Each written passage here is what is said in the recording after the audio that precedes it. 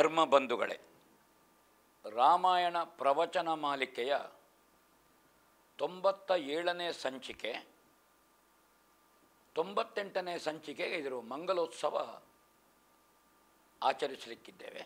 ಸುಮಾರು ಹತ್ರ 2 ವರ್ಷಗಳ ಕಾಲ 98 ವಾರಗಳ ರಾಮಾಯಣ ಪ್ರವಚನ ಮಾಲಿಕೆ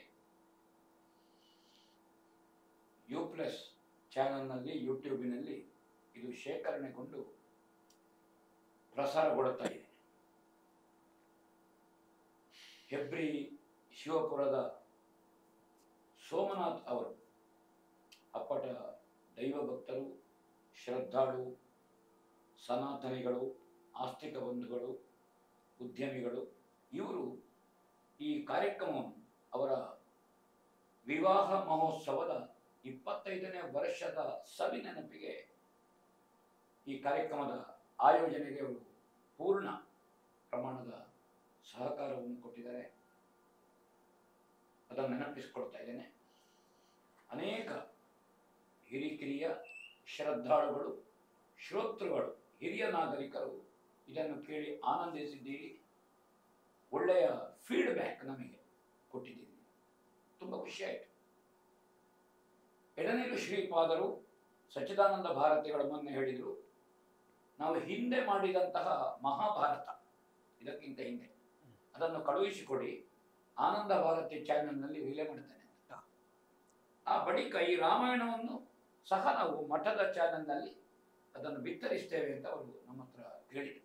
ನಾವು ಸಂತೋಷದಿಂದ ಹೇಳಿದೆವು, ಮಾಡಬೇಕು ಸ್ವಾಮೀಜಿ.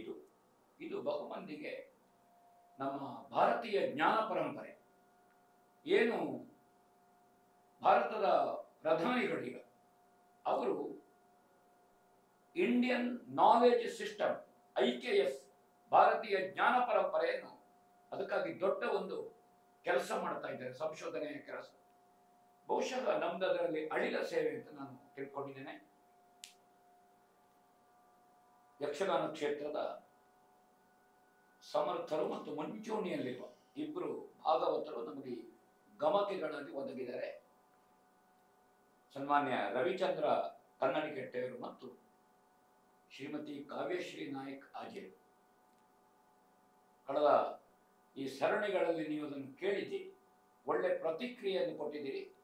ಆ ಕಾರಣದಿಂದ ಈ 2 ಸಂಚಿಕೆಯಲ್ಲಿ ಅವರಿಬ್ಬರು ಈ ಕಾರ್ಯಕ್ರಮದಲ್ಲಿ ಜೊತೆಗೆ ಗಮಕದಲ್ಲಿ ಪಾಲ್ಗೊಳ್ಳುತ್ತಾ ಇದ್ದಾರೆ. ತುಂಬ ಸಂತೋಷದ ಸಂಗತಿ. ಅವರನ್ನು ಅಭಿನಂದಿಸಿ ಅವರಿಗೆ ಕೃತಜ್ಞತೆಯನ್ನು ಸಮರ್ಪಿಸ್ತಾ ಇದ್ದೇನೆ ನಾನು. ಮೊನ್ನೆ ಕಳೆದ ಸಂಚಿಕೆಯಲ್ಲಿ ರಾಮ ಸೀತೆಯರು ಅಗ್ನಿ ಪರೀಕ್ಷೆಯಲ್ಲಿ ಅವರು ಒಂದಾದದ್ದನ್ನು ನಾವು ಕಂಡಿದ್ದೇವೆ.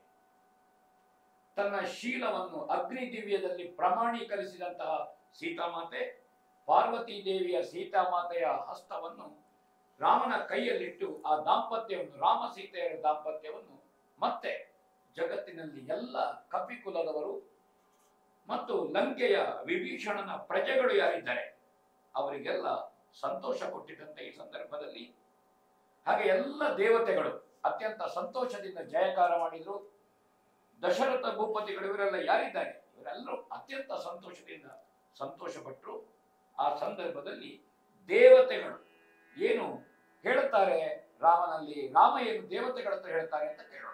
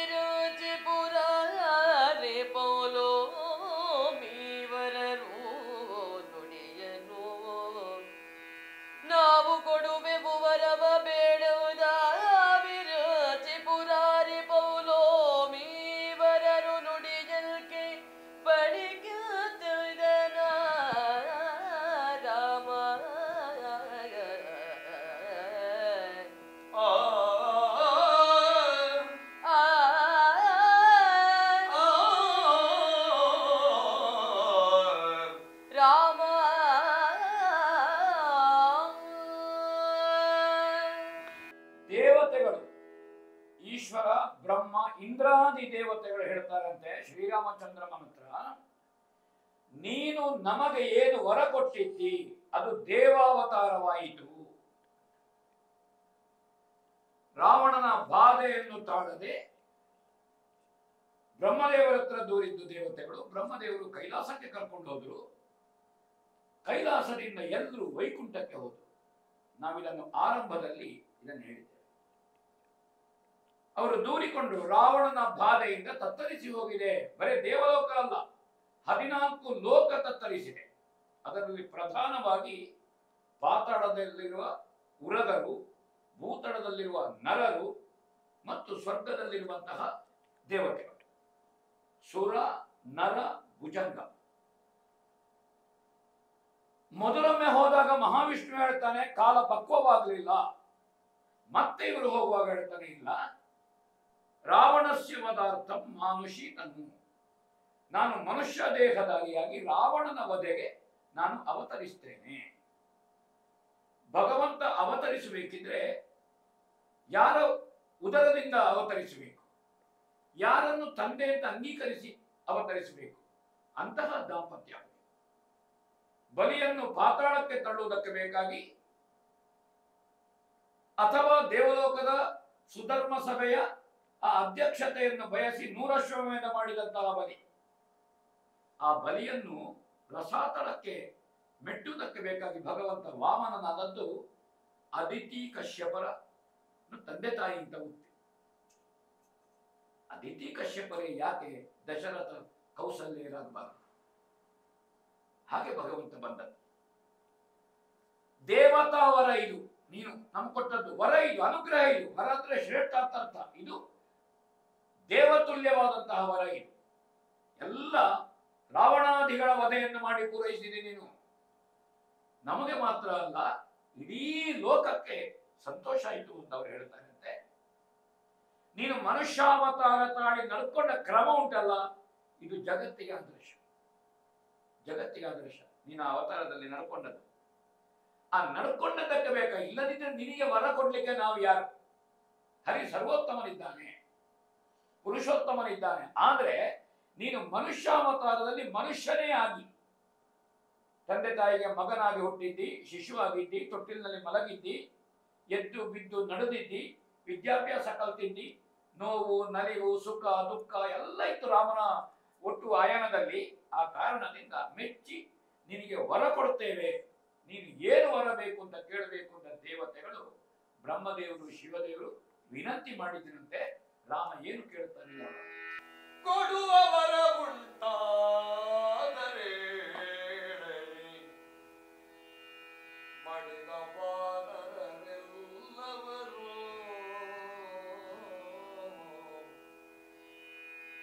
ಕೊಡುವ ವರ ಉಂಟಾದರೆ ಏಳಲಿ ಮಡಿದ ವಾನರರೆಲ್ಲರವರಿದ್ದಿಡಿಯ ಇರಲಿ ಅಕ್ಷಯ ಫಲಾಳಿ ಸುಧೋಪಮಾನ್ವಿತದ ಮಡಿದ ವಾನರರೆಲ್ಲ ಏಳಲಿ ಅವರಿದ್ದೆಡೆಯಲ್ಲಿರಲು ಅಕ್ಷಯ ಫಲಾಳಿ ಸುಧೋಪಮಾನ್ವಿತದ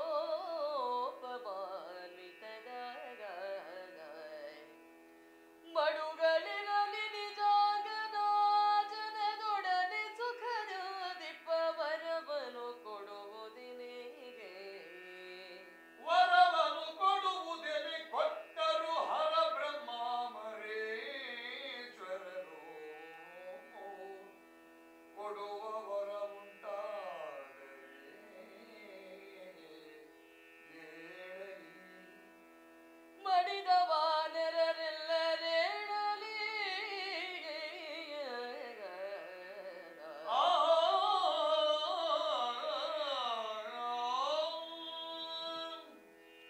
ತನ್ನ ಸ್ವಾರ್ಥಕ್ಕಾಗಿ ಶ್ರೀರಾಮಚಂದ್ರ ಯಾವ ವರವನ್ನು ಕೇಳಲಿಲ್ಲ.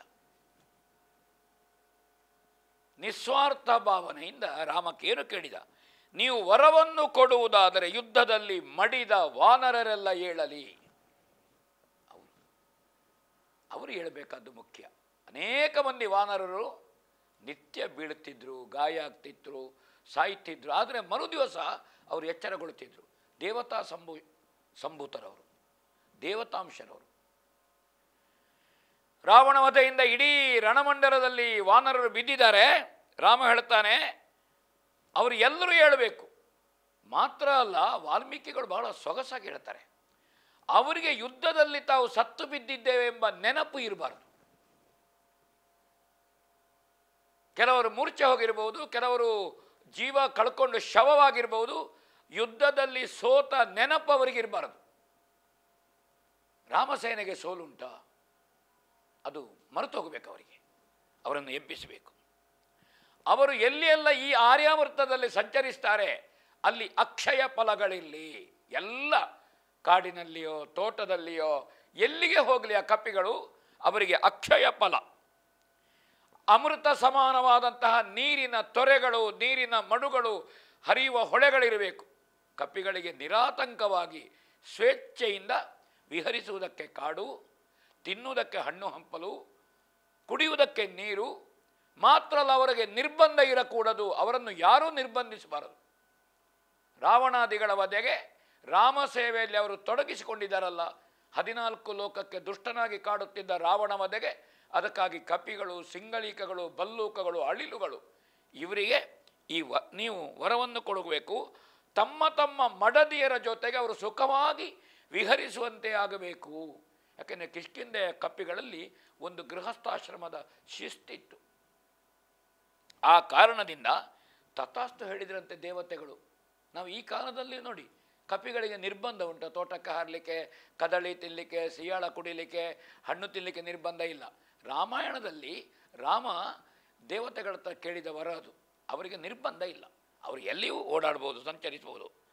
ಹಾಗೆ ಸೈನ್ಯದ ಜೊತೆಗೆ ರಾಮನನ್ನು ಹಿಂಬಾಲಿಸಿ ಬಂದವರು ಎಲ್ಲರೂ ಕಪಿಗಳು ಯಾರ್ಯಾರು ಬಂದಿದ್ದಾರೆ, ಬಿದ್ದವರು ಎದ್ರಂತೆ, ಕುಣಿದ್ರಂತೆ, ಕೇಕೆ ಹಾಕಿದ್ರಂತೆ, ಸಂತೋಷ ಆಯಿತಂತೆ ಅವರಿಗೆಲ್ಲ.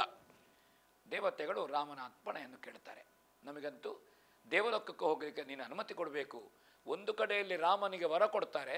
ವರ ಕೊಟ್ಟ ತಕ್ಷಣ ರಾಮನ ದೇವಯೋಗ್ಯತೆಯನ್ನು ಗುರುತಿಸಿದ್ರು. ವೈಕುಂಠವಾಸಿಯಾದಂತಹ ರಾಮ ಬಂದದ್ದು ಅಪ್ಪಣೆಯನ್ನು ಕೇಳಿದ್ರಂತೆ. ಸ್ವಾಮಿ, ನೀನು ಅಪ್ಪಣೆ ಕೊಡಬೇಕು ನಮಗೆ ದೇವಲೋಕಕ್ಕೆ ಹೋಗಲಿಕ್ಕೆ. ಹಾಗೆ ಎಲ್ಲರೂ ರಾಮನಿಗೆ ಕೈ ಮುಗಿದು ಹೋದರಂತೆ. ಸೂರ್ಯವಂಶದ ರಾಜರು ಯಾರ್ಯಾರು ಪಿತೃಲೋಕದಿಂದ ಬಂದಿದ್ದಾರೆ ದಶರಥನ ಜೊತೆಗೆ, ಆ ದಶರಥ ಮತ್ತು ಉಳಿದ ಎಲ್ಲ ಪೂರ್ವ ಸೂರಿಗಳಿಗೆ, ಪೂರ್ವ ಪಿತೃಗಳಿಗೆ ರಾಮ ಕರಚೋಡಿಸಿ ಶಿರವನ್ನು ತಗ್ಗಿಸ್ತಾನೆ. ಅವರನ್ನೆಲ್ಲ ಬೀಳ್ಕೊಂಡನಂತೆ. ಆಕಾಶ ಬೆಳಗಿತು. ಸೂರ್ಯ ಚಂದ್ರರು ತಮ್ಮ ಪ್ರಭೆಯಿಂದ ಕೂಡಿಕೊಂಡರು. ಭೂದೇವಿ ಹರ್ಷಕೊಂಡ್ಳು. ಯಾಕೆಂದರೆ ರಾವಣನ ಬಾಧೆಯಿಂದ ಇವರೆಲ್ಲ ಮುದುಡಿ ಹೋಗಿದ್ರು, ತೇಜಸ್ಸು ಕಳ್ಕೊಂಡಿದ್ರು. ಅವರೆಲ್ಲ ತಮ್ಮ ದಿವ್ಯ ಎಂಬ ಪ್ರಭಾವಲಯ ಮಂಕಾಗಿ ಹೋಗಿತ್ತು. ಹಾಗಾದ ಕಾರಣ ರಾವಣ ವಧೆ ಆಯಿತು, ಎಲ್ಲ ರಾಕ್ಷಸರ ನಾಶ ಆಯಿತು. ಹಾಗೆ ಎಲ್ಲ ಪ್ರಕೃತಿ ನಳನಳಿಸಿತು, ಹೊಳೆ ಹರಿಯಿತು, ಸೂರ್ಯನ ಪ್ರಖರತೆ ಹೆಚ್ಚಾಯಿತು, ಚಂದ್ರನ ತಂಪು ಹೆಚ್ಚಾಯಿತು, ದೇವತೆಗಳು ಸುಮನಸರಾದರು, ಇಡೀ ಜಗತ್ತು ಸಂತೋಷದಿಂದ ನಳನಳಿಸಿತು ಅಂತ ಇಲ್ಲಿ ಬಹಳ ಸೊಗಸಾಗಿ ತೊರವೆಯಲ್ಲಿ ಹೇಳ್ತಾನೆ. ಪಾತಾಳದಲ್ಲಿರ್ಬೋದು, ಭೂತಳದಲ್ಲಿರ್ಬೋದು, ಅಥವಾ ಸ್ವರ್ಗದಲ್ಲಿರ್ಬೋದು, ಆನಂದ ತುಂಬಿ ತುಳುಂಕಿತು ಅಂತ ಕವಿ ಹೇಳ್ತಾನೆ. ಮುಂದೆ ಕೇಳೋಣ. ಪರಮ ಪುಣ್ಯ ಪತಿವ್ರತೆಯ ಸತಿಯರ ಶಿರೋಮಂಡಲಿಯ ತೊರವೆಯ ಪುರವರಾಧೀಶ್ವರನ ಕಂಠೀರವನು ಹರುಷದಲ್ಲಿ ವರಿಸಿದನು ಸುಗ್ರೀವ ಜಾಬವ ಹರಿತನುಜ ನಳ ನೀಲ ಮೊದಲಾದರಿಗೆ ನಲವಾಯ್ ಕಮಲ ದಂಪತಿಗಳ ನಿರೀಕ್ಷೆಯಲಿ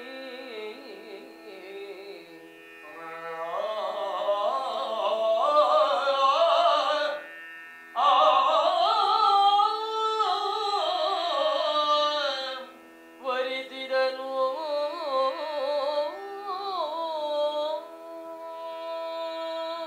ಸೊಗಸಾದ ಪ್ರಸ್ತುತಿಯಲ್ಲಿ ಗಮಕಿಗಳು ರಾಮ ಸೀತೆಯರನ್ನು ಒಂದು ಮಾಡಿದರು. ಎಲ್ಲ ಕಪಿಗಳಿಗೆ ಯಾರ್ಯಾರು ಹೋರಾಟದ ಕಣದಲ್ಲಿ ರಾಮನ ಪಕ್ಷಪಾತಿಗಳಾಗಿ ಯುದ್ಧ ಮಾಡಿದರು, ಅಥವಾ ರಾವಣನ ಕಡೆಯಿಂದ ಬಂದ ವಿಭೀಷಣನೋ ಅನುಸರಿಸಿ ಬಂದಂತಹ ಅನುಚರರ, ಇವರ ಒಂದೇ ಲಕ್ಷ್ಯ ಇದ್ದು ರಾಮ ಸೀತೆಯರು ಒಂದಾಗಬೇಕು. ಪಂಪಾ ಸರೋವರದ ತೀರದಲ್ಲಿ ಹನುಮತ್ ದರ್ಶನದಿಂದ ತೊಡಗಿ ಸುಗ್ರೀವ ಸಖ್ಯ ಇರಬಹುದು, ಅಥವಾ ಸೀತಾನ್ವೇಷಣೆ ಇರಬಹುದು, ಅಥವಾ ಸೇತು ಬಂಧನ ಇರಬಹುದು. ಕಪಿಗಳಿಗೆ ಯಾವ ಸ್ವಾರ್ಥವೂ ಇಲ್ಲ. ಒಂದು ಅಪೂರ್ವ ದಾಂಪತ್ಯ ಉಂಟು, ದೇವ ದಾಂಪತ್ಯ. ಮನುಷ್ಯರಾಗಿ ಬಂದಿದ್ದಾರಲ್ಲ, ಅವರು ಭೂಲೋಕಕ್ಕೆ ಬಂದು ಮನುಷ್ಯರಾಗಿ ವ್ಯವಹರಿಸುವಾಗ ಅವರಿಗೆ ಒಳ್ಳೆ ದಾಂಪತ್ಯ ಮಾಡಲಿಕ್ಕಾಗಲಿಲ್ಲ, ಸಂಸಾರ ಮಾಡಲಿಕ್ಕೆ ಅಂದಾದರೆ ಈ ಭೂಲೋಕದಲ್ಲಿ ನಾವು ಹುಟ್ಟಿ ಪ್ರಯೋಜನ ಏನು ಅಂತ ಖಂಡಿತ ಅವರಿಗೆ. ದೇವರು ಬಂದದ್ದು ಭೂಲೋಕಕ್ಕೆ ದುಷ್ಟನ ದಮನಕ್ಕೆ. ನಾಳೆ ದೇವರಿಗೆ ಏನನ್ನಿಸಿತು, ಭೂಲೋಕಕ್ಕೆ ಹೋಗುವುದೇ ಬೇಡ, ನಮಗೆ ಒಳ್ಳೆ ದಾಂಪತ್ಯ ಮಾಡಲಿಕ್ಕಾಗೋದಿಲ್ಲ, ಸಂಸಾರ ಮಾಡಲಿಕ್ಕಾಗೋದಿಲ್ಲ ಅಂತ ಕಾಣಲಿಕ್ಕಿಲ್ವ? ಹಾಗಣ ಈ ಭೂಮಿಯಲ್ಲಿ ದೇವ ದಾಂಪತ್ಯ ಬಂದಾಗ ಅವರು ಒಳ್ಳೆ ಸಂಸಾರ ಮಾಡುವಂತೆ ಮಾಡಬೇಕಾದ್ದು ನಮ್ಮ ಹೊಣೆ ಅಂತ ಇತ್ತು ಕಪಿಗಳಿಗೆ. ಅದು ಬೇರೆ ಮನುಷ್ಯರಿಗೆ ಇರಲಿಲ್ಲ, ಕಪಿಗಳಿಗೆ ಇತ್ತದು. ನರೋವಾ. ಹಾಗೆ ಅವರೆಲ್ಲ ಸಂತೋಷಗೊಂಡಂತೆ ಪರಮ ಪುಣ್ಯ ಪತಿವೃತೆಯಾದಂತಹ ಸತಿಯರ ಶಿರೋಭೂಷಣಲಾದ ಸೀತೆ. ಎಲ್ಲ ಪತಿವೃತೆಯವರು ಯಾರಿದ್ದಾರೆ, ಪುಣ್ಯವಂತರು ಯಾರಿದ್ದಾರೆ, ಅವರಿಗೆ ಶಿರೋಭೂಷಣ ಸದೃಶಳಾದವಳು ಸೀತಾಮಾತೆ. ಅಗ್ನಿ ದಿವ್ಯದಿಂದ ಬಂದವಳು. ಪಾರಿಶುದ್ಧಿಯನ್ನು ಕವಿಯಲ್ಲಿ ಬಹಳ ಸೊಗಸಾಗಿ ತೊರವೆಯ ನರಹರಿಯನ್ನು ಅನುಷ್ಠಾನ ಮಾಡುವಂತಹ ಕವಿ ಹೇಳ್ತಾನೆ. ತೊರವೆ ಬಹಳ ಸೊಗಸಾಗಿ ಹೇಳಿದವ. ಹಾಗಾದ ಕಾರಣ ಅವಳು ಯಾರು ಅಂದರೆ ಸೀತೆ ಮಹಾಪತಿವೃತೆಯರ ಸಾಲಿನಲ್ಲಿದ್ದಾಳೆ. ನಾವು ಅನುಸೂಯೆಯನ್ನು ಏನು ಹೇಳುತ್ತೇವೋ, ಅರುಂಧತಿಯನ್ನು ಏನು ಹೇಳುತ್ತೇವೋ, ಆ ಋಷಿ ದಾಂಪತ್ಯದಲ್ಲಿ ಶ್ರೇಷ್ಠತೆಯಲ್ಲಿರುವಂತಹ ಮಹಾ ತಾಯಂದಿರನ್ನು ನಾವು ಏನು ಹೇಳ್ತೇವೆ, ಆ ಸ್ಥಾನದಲ್ಲಿ ಈ ಸೀತೆಯನ್ನು ಕಾಣ್ತಾನೆ. ರಾಮನು ಹರ್ಷದಿಂದ ಮಹಾಲಕ್ಷ್ಮಿ ಸದೃಶಳಾದ ಸೀತೆಯನ್ನು ಸ್ವೀಕರಿಸಿದಂತೆ ಈ ಅನುಪಮ ದಂಪತಿಗಳ ದರ್ಶನಿನಿಂದ, ಅಂದರೆ ಉಪಮೆಯೇ ಇಲ್ಲ, ಅದಕ್ಕೆ ರಾಮ ಸೀತೆಯರ ದಾಂಪತ್ಯಕ್ಕೆ ಉಪಮೆಯೇ ಇಲ್ಲ. ಏನು 20 ವರ್ಷ ಆಗಿದೆ. ಅವಳು ಗಂಡನಿಗೆ ಪಿತೃವಾಕ್ಯ ಅಂತ ಹೇಳಿದ ತಕ್ಷಣ ಮನೆಯಿಂದ ಹೊರಟಿದ್ದಾಳೆ. ತವರು ಮನೆಗೆ ಹೋಗ್ತೇನೆ ಅಂತ ಹೇಳಿಲ್ಲ. ನೀವು ವನವಾಸ ಮುಗಿಸಿ ಬನ್ನಿ, ನಾನು ತವರು ಮನೆಗೆ ಹೋಗ್ತೇನೆ, ನಿಮಗೆ ಹೆಂಡತಿ ಬೇಕಾದರೆ ಮತ್ತೆ ತವರು ಮನೆಗೆ ಬಂದು ಕರ್ಕೊಂಡು ಬನ್ನಿ ಅಂತ ಸೀತೆ ಹೇಳಲಿಲ್ಲ. ಎಲ್ಲಿ ಗಂಡ ಇರ್ತಾರೋ ಅಲ್ಲಿ ತಾನಿರ್ತೇನೆ, ಕಷ್ಟ ಉಂಟಮ್ಮ ಬರಬೇಡ, ಇಲ್ಲ ನಾನು ನಿಮ್ಮೊಟ್ಟಿಗಿದ್ದೇನೆ. ಇದು ಅನುಪಮ ದಾಂಪತ್ಯ. ಆ ಅನುಪಮ ಆದರ್ಶ ದಾಂಪತ್ಯದ ದರ್ಶನದಿಂದ ನೋಡಿ, ಸುಗ್ರೀವ, ಜಾಂಬವ, ಅಂಗದ, ನಳ, ನೀಲ ಇವರೆಲ್ಲರೂ ಅತ್ಯಂತ ಸಂತೋಷದಿಂದ ಸಂಭ್ರಮಿಸಿರುವುದು ಅಂತ ಕವಿ ಹೇಳ್ತಾನೆ. ನಾವು ಯುದ್ಧಕಾಂಡದ 54ನೇ ಸಂಧಿಯ ಕಡೆಗೆ ಸಾಗೋಣ. ಬಲಿದು ಗಮಿತರ ಮೇಲೆ ಪರಮಸ್ತೇಗೆ ಸೀತೆಯ ಮೇಲೆ ರಘುನಾಥಂಗೆ ಮೇಲ ಸುರೇಂದ್ರನೈತದು ಕ್ಷೀರದಾಗಿಯ ರಮಣನಂಗ್ರಿಯ ಮೇಲೆ ಮೌಳಿಯ ನಿಡುಗಿ ಕೈ ಮುಗಿದೋಲಗಂಪಡದು ಈಗನೆ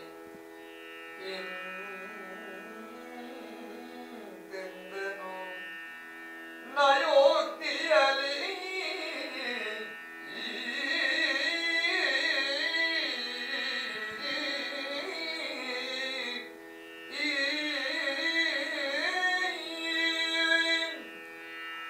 ಕುಶಲವರಿಗೆ ತಮ್ಮ ಆಶ್ರಮದಲ್ಲಿ ವಾಲ್ಮೀಕಿಗಳು ಕತೆ ಹೇಳ್ತಾರೆ ರಾಮನಾಯನದ್ದು. ಸೀತೆ ಪರಿತ್ಯಾಗದಿಂದ ಗರ್ಭಿಣಿಯಾದವಳನ್ನು ರಾಮ ತ್ಯಜಿಸ್ತಾನೆ ಲಕ್ಷ್ಮಣನ ಮೂಲಕವಾಗಿ. ವಾಲ್ಮೀಕಿಗಳ ಆಶ್ರಮದಲ್ಲಿ ಋಷಿ ತಾಯಂದಿರ ಸೇವೆಯಲ್ಲಿ ಸಹವಾಸದಲ್ಲಿ ಸೀತೆಗೆ ಪ್ರಸವ ಆಗ್ತದೆ, ಅವಳಿ ಮಕ್ಕಳು ಹುಟ್ಟುತ್ತಾರೆ. ಆ ಕುಶಲವರಿಗೆ ವೇದಾಧ್ಯಯನ ಧನುರ್ವೇದವನ್ನು ಉಪದೇಶ ಮಾಡುವ ವಾಲ್ಮೀಕಿಗಳು ಕತೆ ಹೇಳ್ತಾರಂತೆ ಕೂತ್ಕೊಂಡು. ತನ್ನ ತಂದೆಯ ತಾಯಿಯ ಕತೆ ಹೇಳ್ತಾರೆ. ಅವರು ಹೇಳ್ತಾರೆ, ಪರಮ ಸ್ನೇಹ, ಸೀತೆಯ ಮೇಲೆ ರಾಮನಿಗೆ ಅಂತಹ ಸ್ನೇಹ ಇತ್ತು. ಶ್ರೀಲತಾಂಗಿಯ ರಮಣನ ಅಂಗ್ರಿಯ ಮೇಲೆ ವಿಭೀಷಣ ನಮಸ್ಕರಿಸಿದಂತೆ. ಯಾವ ತಾನು ರಾಕ್ಷಸ ಚಕ್ರವರ್ತಿ, ಸ್ವರ್ಣಲಂಕೆಯ ಸಾರ್ವಭೌಮ ತಾನು ಎಂಬಂತಹ ಯಾವ ಮನತ್ರ ಅಹಂಕಾರವೂ ಇರಲಿಲ್ಲ. ಲಕ್ಷ್ಮೀರಮಣನ ಪಾದದ ಮೇಲೆ ಯಾವುದೇ ಆಡಂಬರವಿಲ್ಲದೆ, ಯಾವುದೇ ಒಂದು ಅಹಮಿಕೆ ಇಲ್ಲದೆ ಸರಳವಾಗಿ ಅವ ನಮಸ್ಕಾರ ಮಾಡಿದನಂತೆ. ಪುರಕ್ಕೆ ವಿಜಯಂಗಯ್ಯಬೇಕು ಅಂತ ಅವ ಹೇಳ್ತಾನಂತೆ. ಬರಬೇಕು, ಲಂಕೆಯ ಪುರಪ್ರವೇಶ ಮಾಡಬೇಕು, ಅಲ್ಲಿಗೆ ಪಾದ ಬೆಳೆಸಬೇಕು, ನಮ್ಮ ಸತ್ಕಾರವನ್ನು ಸ್ವೀಕರಿಸಬೇಕು. ಏನೂ ಅಲ್ಲದ ನಿನ್ನ ಹೆಂಡತಿಯನ್ನು ಅಪಹರಿಸಿದವನ ತಮ್ಮ ಅಂತ ನೀನು ಯಾವುದನ್ನು ಕಾಣದೆ ನಾನು ಬಂದು ಶರಣಾದಾಗ ನೀನು ನನ್ನನ್ನು ಪತಿಕರಿಸಿದ್ದಿ, ಒಪ್ಪಿಕೊಂಡಿದ್ದಿ. ಆ ಸಂದರ್ಭದಲ್ಲೇ ನನಗೆ ಸಮುದ್ರ ನೀರಿನಿಂದ ತಲೆಗೆ ಅಭಿಷೇಕ ಮಾಡಿ ಪಟ್ಟಾಭಿಷೇಕವನ್ನು ಘೋಷಿಸಿದ್ದಿ. ಇವತ್ತು ನಿನ್ನ ಪ್ರಸಾದವಾಗಿ ಅನುಗ್ರಹದಿಂದ ಸ್ವರ್ಣಲಂಕೆಯನ್ನು ಆಳುವ ಭಾಗ್ಯ ಬಂದಿದೆ ರಾಮ. ನೀನು ಪಾದ ಬೆಳೆಸಿ ನನ್ನ ಆತಿಥ್ಯವನ್ನು ಸ್ವೀಕರಿಸಬೇಕು. ಲಂಕಾಪುರ ಜನರು ಯಾರಿದ್ದಾರೆ ಅವರನ್ನೆಲ್ಲ ನೀನು ಸಮಾಧಾನ ಪಡಿಸಬೇಕು ಅಂತ ಹೇಳ್ತಾನೆ. ರಾಮ ಹೇಳ್ತಾನೆ, ಇಲ್ಲ ಅರಸ. ಏನು ಹೇಳ್ತಾನೆ? ಭರತ ಜನನಿಯ ಮಾತಿನಿಂದ ನಾನು ಬಂದಿದ್ದೇನೆ, ಕೈಕೇಯಿಯ ಮಾತಿನಿಂದ ನಾನು ಬಂದವ. 14 ವರ್ಷ ನನಗೆ ವನವಾಸ. ಆ ತಾಯಿ ಅದು ತಂದೆಯ ಅಪೇಕ್ಷೆಯೂ ಹೌದು. ಅದು ವನವಾಸ ಅಂತ ಆದ ಕಾರಣ ಅದು ಮುಗಿಯೋ ಮೊದಲು ನನಗೆ ನಗರ ಪ್ರವೇಶ ಇಲ್ಲ, ಪಟ್ಟಣದ ಪ್ರವೇಶ ಮಾಡಬಾರದು. ನಾನು ವನವಾಸಿಯಾಗಿದ್ದೇನೆ. ಇದನ್ನು ವಿಭೀಷಣ ಪಟ್ಟಾಭಿಷೇಕಕ್ಕೆ ಲಕ್ಷ್ಮಣನ ಹತ್ರವೂ ಹೇಳಿ ಕಳಿಸ್ತಾನೆ, ಪುರಪ್ರವೇಶ ಮಾಡುವುದಿಲ್ಲ. ಅದಕ್ಕಾಗಿ ನೀನು ನನಗೆ ಒತ್ತಡ ಹಾಕಬಾರದು, ನನ್ನ ಒತ್ತಾಯಪೂರ್ವಕವಾಗಿ ನೀನು ವಿನಂತಿಸಬಾರದು ಅಂತ ರಾಮ ಹೇಳ್ತಾನೆ. ನನಗೆ ಅಸಹಾಯಕನಾಗಿದ್ದೇನೆ, ಬರುವ ಹಾಗಿಲ್ಲ. ಆದರೆ ರಾಮ ಕೃತಜ್ಞತೆ ಹೇಳಲಿಕ್ಕೆ ಮರಿಲಿಲ್ಲಂತೆ ವಿಭೀಷಣನಿಗೆ. ಕೇಳೋಣ. ಇನಿತು ಸತ್ಕೃತಿ ಸಾಲದೆ ನಮ್ಮನುಜ ಲಕ್ಷ್ಮಣ ದೇವ ಮಾಡದ ಘನತರದ ಪರಿಚರ್ಯ ನಡೆದುದು ನಮಗೆ ನುಡಿದ.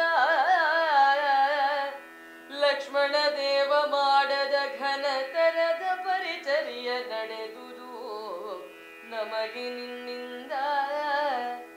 ಜನನಿಯರು ಚಿಂತಿಸುವರು ಉಮ್ಮಳವನು ಜರಿಗೆ ಬಾರಿಸುವುದಿಂದಿನ ದಿನದಲೇ. ನಾವು ತೆರಳಬೇಕೆಂದು ಅಸುರರಿ ಪುರುಡಿದ ಇಂದಿನ ದಿನದಲೇ. ನಾವು ತೆರಳಬೇಕೆಂದು ಅಸುರರಿ ಪುರುಡಿದ.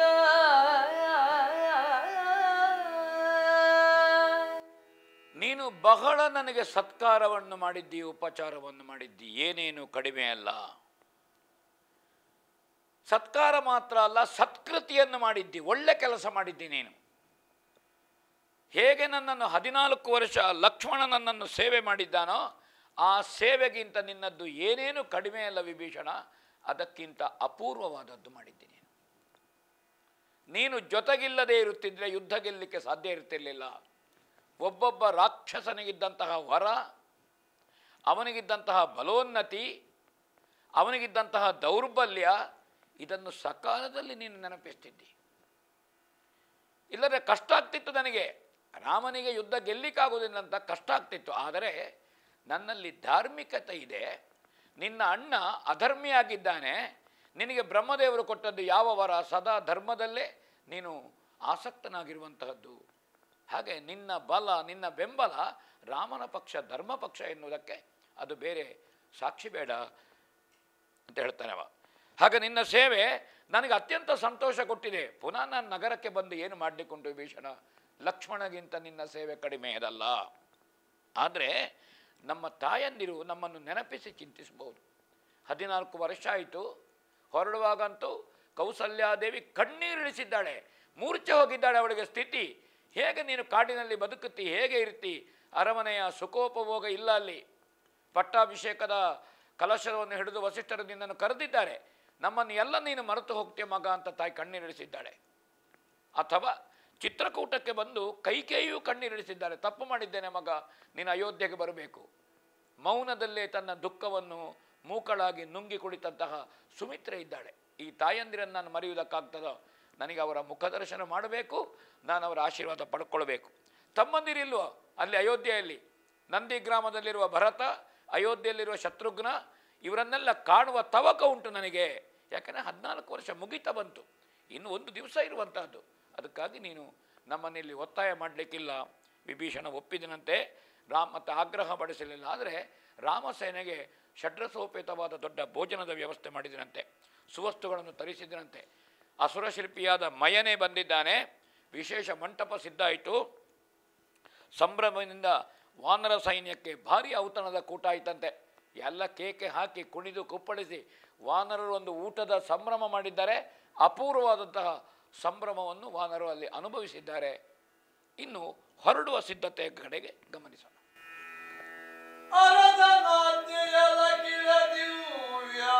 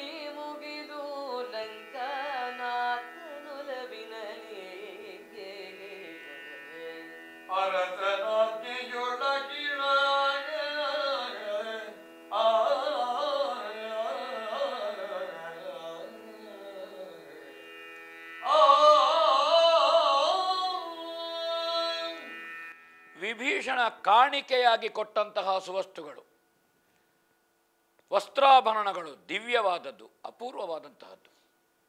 ಯಾವುದನ್ನೂ ರಾಮ ಲಕ್ಷ್ಮಣರು ಸ್ವೀಕರಿಸಲಿಲ್ಲ, ವನವಾಸದ ವೃತ್ತದಲ್ಲಿದ್ದರು. ಆದರೆ ಸುಗ್ರೀವಾದಿ ಕಪಿಗಳು ಯಾರಿದ್ದಾರೆ ಅವರಿಗೆಲ್ಲ ಇದನ್ನು ತೊಟ್ಟುಕೊಳ್ಳುವುದಕ್ಕೆ ರಾಮ ಕೊಡ್ತಾನಂತೆ. ನೀವು ತೊಟ್ಟುಕೊಳ್ಳಿ, ನೀವು ಸಂಭ್ರಮಿಸಿ.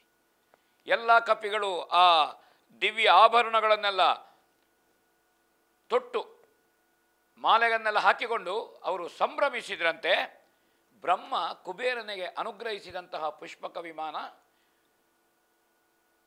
ಅದು ರಾವಣನಲ್ಲಿತ್ತು. ಆ ವಿಮಾನವನ್ನು ವಿಭೀಷಣ ತಂದು ಮುಂದೆ ನಿಲ್ಲಿಸ್ತಾನೆ. ಯಾಕೆಂದರೆ ಅಯೋಧ್ಯೆಗೆ ಹೋಗಬೇಕು. ಪುಷ್ಪಕ ಇಲ್ಲದಿದ್ದರೆ ರಾಮನಿಗೆ 14 ವರ್ಷದ ಸಮಯಕ್ಕೆ ಸರಿಯಾಗಿ ತಲುಪಲಿಕ್ಕೆ ಆಗೋದಿಲ್ಲ, ದಯಮಾಡಿಸಬೇಕು ಅಂತ ಹೇಳಿದರಂತೆ. ಅದು ಅಂತಹ ಶೋಭಾಯಮಾನವಾದಂತಹ ದಿವ್ಯ ವಿಮಾನ, ವಿಶೇಷವಾದ ಮಾನ. ಎಷ್ಟೇ ಮಂದಿ ಕುಳಿತುಕೊಳ್ಳಿ ಮತ್ತೆ ಒಬ್ಬನಿಗೆ ಅವಕಾಶ ಉಂಟು. ಆ ಒಬ್ಬ ಕೂತ್ರೆ ಮತ್ತೆ ಪುನಃ ಒಬ್ಬನಿಗೆ ಅವಕಾಶ ಆಗ್ತದೆ. ಎಷ್ಟು ಮಂದಿ ಇದ್ದರೂ ತನ್ನ ಗಾತ್ರವನ್ನು ವಿಸ್ತರಿಸುವಂತಹ ದಿವ್ಯತೆ ಉಳ್ಳಂತಹ ವಿಶೇಷವಾದ ಮಾನ ಉಳ್ಳಂತಹ ವಿಮಾನ ಅದು. ಕ್ಷೀರಸಾಗರದಲ್ಲಿ ಹರಿ ಪವಡಿಸಿದಂತೆ ಕಾಣುತ್ತಾ ಇತ್ತಂತೆ, ಸತ್ಯಲೋಕದಲ್ಲಿ ಬ್ರಹ್ಮಶಾರದರು ಇದ್ದಂತೆ ಕಾಣುತ್ತಾ ಇತ್ತಂತೆ, ಕೈಲಾಸದಲ್ಲಿ ಶಿವಪಾರ್ವತಿಯರು ಇದ್ದಾರೋ ಅಂತ ತೋರಿಸ್ತಾ ಇತ್ತಂತೆ. ಅಸಂಖ್ಯಾತ ಮನೆಗಳು, ಉಪ್ಪರಿಗೆಗಳು, ಏನು ನಾವು ಭವ್ಯ ಭವನ ಅಂತ ಹೇಳ್ತೇವೆ, ಆ ಭವ್ಯ ಭವನದಂತೆ ಪುಷ್ಪಕ ವಿಮಾನ ಇತ್ತು. ಅಲ್ಲಿ ಸ್ತ್ರೀಯರಿಗೆ ಇರಲಿಕ್ಕೆ ಪ್ರತ್ಯೇಕ ವ್ಯವಸ್ಥೆ, ಅಲ್ಲಿರುವಂತಹ ಪರಿಮಳ ದ್ರವ್ಯಗಳು, ಬೇಕಾದಂತಹ ಔಷಧಿಗಳು ಎಲ್ಲ. ಈಗ ನಾವು ವಾಹನಗಳಲ್ಲಿ ನೋಡ್ತೇವೆ, ಫಸ್ಟ್ ಏಡ್ ಬಾಕ್ಸ್ ಅಂತ ಇರ್ತದೆ ವಾಹನಗಳಲ್ಲಿ, ಆ ರೀತಿ ಇತ್ತು ಅಂತ ತೊರವೆ ಹೇಳ್ತಾನೆ ಇಲ್ಲಿ. ಆ ಎಲ್ಲ ವ್ಯವಸ್ಥೆಗಳು, ಯಾಕಂದರೆ ಒಂದು ದಿವಸಗಟ್ಟಲೆ ಪ್ರಯಾಣ ಮಾಡಿದರೆ, ಯಾನ ಮಾಡಿದರೆ ಬೇಕಾದಂತಹದ್ದು ಅಲ್ಲಿ ಎಲ್ಲ. ಶೌಚಕ್ಕೆ ಬೇಕಾದಂಥ ವ್ಯವಸ್ಥೆ, ಸ್ನಾನಕ್ಕೆ ಬೇಕಾದ ವ್ಯವಸ್ಥೆ, ಅಂತಹದ್ದು ಎಲ್ಲವೂ ಪುಷ್ಪಕ ವಿಮಾನದಲ್ಲಿ ಇತ್ತು ಅಂತ ಎನ್ನುವಂಥದ್ದು ತೊರವೆ ಇಲ್ಲಿ ಬಹಳ ಸೊಗಸಾಗಿ ಹೇಳ್ತಾನೆ. ನೋಡೋಣ. ಕಡಗ ಸಹಿತವೇ ದೇವರೀ ವಿಸ್ಫುಟ ವಿಮಾನರೋಹಣಕ್ಕೆ, ಕಡಗ ಸಹಿತವೇ ದೇವರೀ ವಿಸ್ಫುಟ ವಿಮಾನಾರೋಹಣಕ್ಕೆ,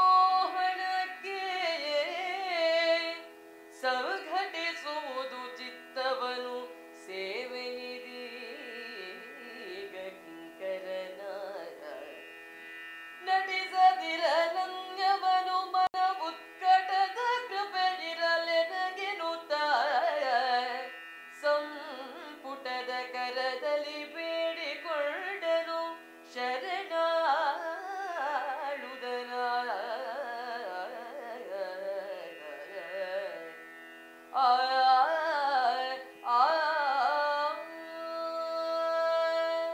ವಿಭೀಷಣ ವಿನಂತಿ ಮಾಡಿದನಂತೆ ಶ್ರೀರಾಮಚಂದ್ರನ ಹತ್ರ, ಸೇನಾ ಸಮೇತನಾಗಿ ಸ್ವಾಮಿ ನೀನು ವಿಮಾನವನ್ನು ಸ್ವೀಕರಿಸಬೇಕು, ಅದನ್ನು ಏರಬೇಕು ಅಂತ ವಿನಂತಿ ಮಾಡಿದನಂತೆ.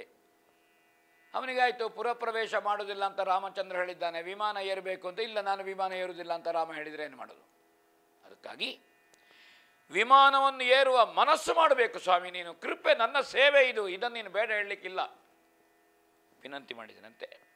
ಹಾಗೆ ಕಿಂಕರನ ಸೇವೆ, ಬೇರೆ ಯಾವುದನ್ನು ಮನಸ್ಸಿನಲ್ಲಿ ರಾಮಚಂದ್ರವ ನೀನು ಎಣಿಸಬೇಡ, ಇದು ನನ್ನ ಸೇವೆ ಅಂತ ಹೇಳಿದನಂತೆ. ಕರುಣೆ ತೋರಿಸಬೇಕು ನನ್ನಲ್ಲಿ ನೀನು, ಕರುಣಾಮಯಿ ನೀನು. ಹಾಗೆ ಸೀತೆಯ ಕರಾವಲಂಬನ ಮಾಡಿ ವಿಭೀಷಣನ ಬೇಡಿಕೆಯಂತೆ ರಾಮ ಆ ವಿಮಾನಕ್ಕೆ ಪಾದಸ್ಪರ್ಶ ಮಾಡಿದನಂತೆ.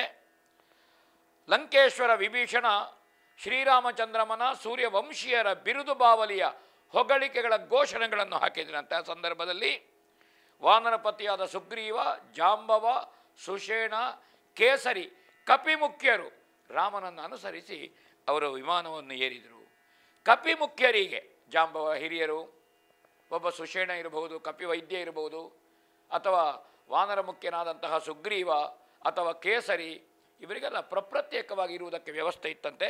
77 ಕೋಟಿ ಕಪಿನಾಯಕರು, 18 ಅರ್ಬುದ ವಾನರ ಸೇನೆ, ಹನುಮಂತಾದಿ ಎಲ್ಲರೂ ಅದರಲ್ಲಿ ಸೇರಿಕೊಂಡ್ರಂತೆ. ಹನುಮಂತ ರಾಮ ಬಂಟ, ರಾಮ ಸೇವಕ, ರಾಮ ಭಕ್ತ ಅಂತ ಪ್ರತ್ಯೇಕವಾಗಿ ಉಳಿಲಿಲ್ಲ, ಪ್ರತ್ಯೇಕ ಸೌಲಭ್ಯವನ್ನು ಕೇಳಲಿಲ್ಲ. ಎಲ್ಲ ಕಪಿಗಳೊಟ್ಟಿಗೆ ಹನುಮಂತನು ವಿಮಾನವನ್ನು ಏರಿಕೊಂಡನಂತೆ. ಎಲ್ಲ ಬೇರೆ ಬೇರೆ ಚೇಷ್ಟೆಯಿಂದ ನೇತಾಡೋದು, ಹಾರಾಡೋದು, ಕುಣಿಯೋದೆಲ್ಲ ಮಾಡಿದರು ಕಪಿಗಳಲ್ಲೂ ಅವರಿಗೆ ಸಂಭ್ರಮ, ಅದು ನೇತಾಡೋದೆಲ್ಲ ಮಾಡಿದರು. ಹಾಗೆ ವಿಭೀಷಣನೇ ಚಾಮರ ಹಿಡ್ಕೊಂಡು ರಾಮನಿಗೆ ಗಾಳಿ ಹಾಕ್ತಾ ರಾಮ ಸೇವೆ ಮಾಡ್ತಾ ಏರಿಕೊಂಡನಂತೆ. ಅನೇಕ ಮಂದಿ ವಿಭೀಷಣನ ಯಾರ್ಯಾರಿದ್ದಾರೆ ಅವರೆಲ್ಲ ಏರಿಕೊಂಡರು. 14 ಲೋಕದ ಮನೆಯಾದ ಶ್ರೀರಾಮಚಂದ್ರ 2 ಕಡೆಯಲ್ಲಿ ಚಾಮರ ಬೀಸಿದನಂತೆ ಅವ.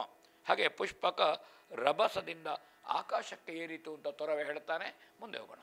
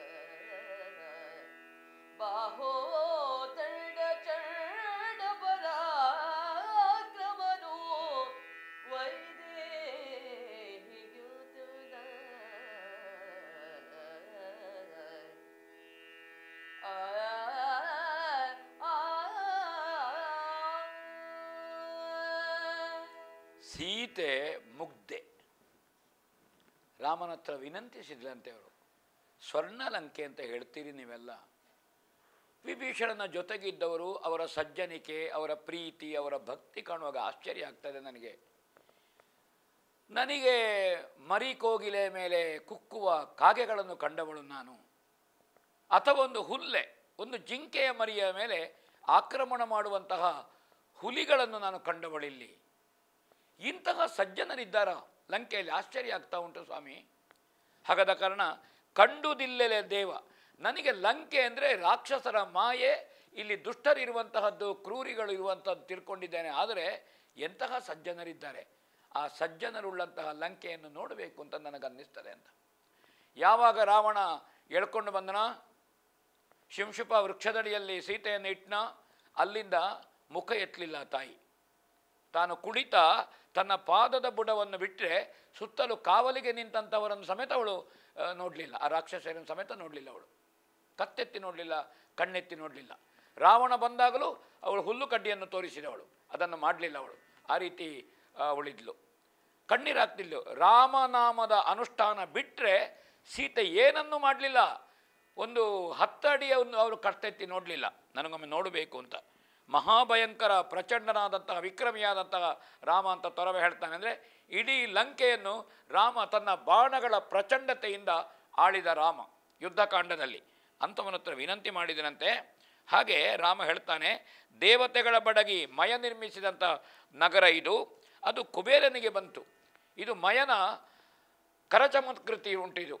2 ಸಲ ಬೆಂಕಿ ಬಿದ್ದಾಗಲೂ ಅದನ್ನು ಮಾಡಿದ್ದಾನೆ ಮಯ ಅಂತ. ಹಾಗೆ ಕುಬೇರನಿಂದ ದಾಯಾದಿ ಕಲಹ. ಹಿಂದೆ ಮಾಲಿ, ಸುಮಾಲಿ, ಮಾಲ್ಯವಂತ ಲಂಕೆಯಲ್ಲಿದ್ದವರು. ಮಾಲಿ ಸತ್ತೋದ ವಿಷ್ಣುವಿನ ಚಕ್ರಾಘಾತಕ್ಕೆ, ಉಳಿದವರು ಪಾತಾಳಕ್ಕೆ ಓಡಿದರು. ಆವಾಗ ವಿಶ್ರವಸು ಮುನಿಗಳ ಆಜ್ಞೆಯಂತೆ ಕುಬೇರ ಬಂದು ಕೂತ್ಕೊಳ್ತಾನೆ. ಯಾವಾಗ ರಾವಣ ಹುಟ್ಟಿದನೋ ಅವನಿಗೆ ಅಲ್ಲಿ ಶಕ್ತಿ ಸಂಚಯನ ಆಯಿತಾ, ಆವಾಗ ಕುಬೇರನನ್ನು ಬಲಾತ್ಕರಿಸಿ ಅವನನ್ನು ಓಡಿಸಿ ರಾವಣ ಇದನ್ನು ಸ್ವಾಧೀನೀಕರಿಸ್ತಾನೆ. ಅದನ್ನು ರಾಮ ಹೇಳ್ತಾನೆ. ಹಾಗೆ ಅಂತಹದ್ದಿದು ಅಂತ ಹೇಳ್ತಾನೆ. ಲಂಕಾ ನಗರ ಅದು ರಾವಣನಿಗೆ ಅವನ ಮಹಿಮೆ ಏನುಂಟು, ಇದರ ಮಹಿಮೆ, ಲಂಕೆಯ ಮಹಿಮೆ ಅಪೂರ್ವವಾದದ್ದು ಅಂತ ಈ ರೀತಿ ಅಲ್ಲಿ ರಾಮ ಸೀತೆಗೆ ಹೇಳ್ತಾನೆ. ಮುಂದೆ ಏನು ಹೇಳ್ತಾನೆ ಕೇಳೋಣ. ಈ ಮಹಾಗಿರಿ ದುರ್ಗವಿದುತ ವ್ಯೋಮಕೀಟನು ಗೆಲಿದ ದುರ್ಗದ ಕೈ ಅಡಿಸಾಧ್ಯವಾದುದು ದೈವ ಘಟನೆಯಲ್ಲಿ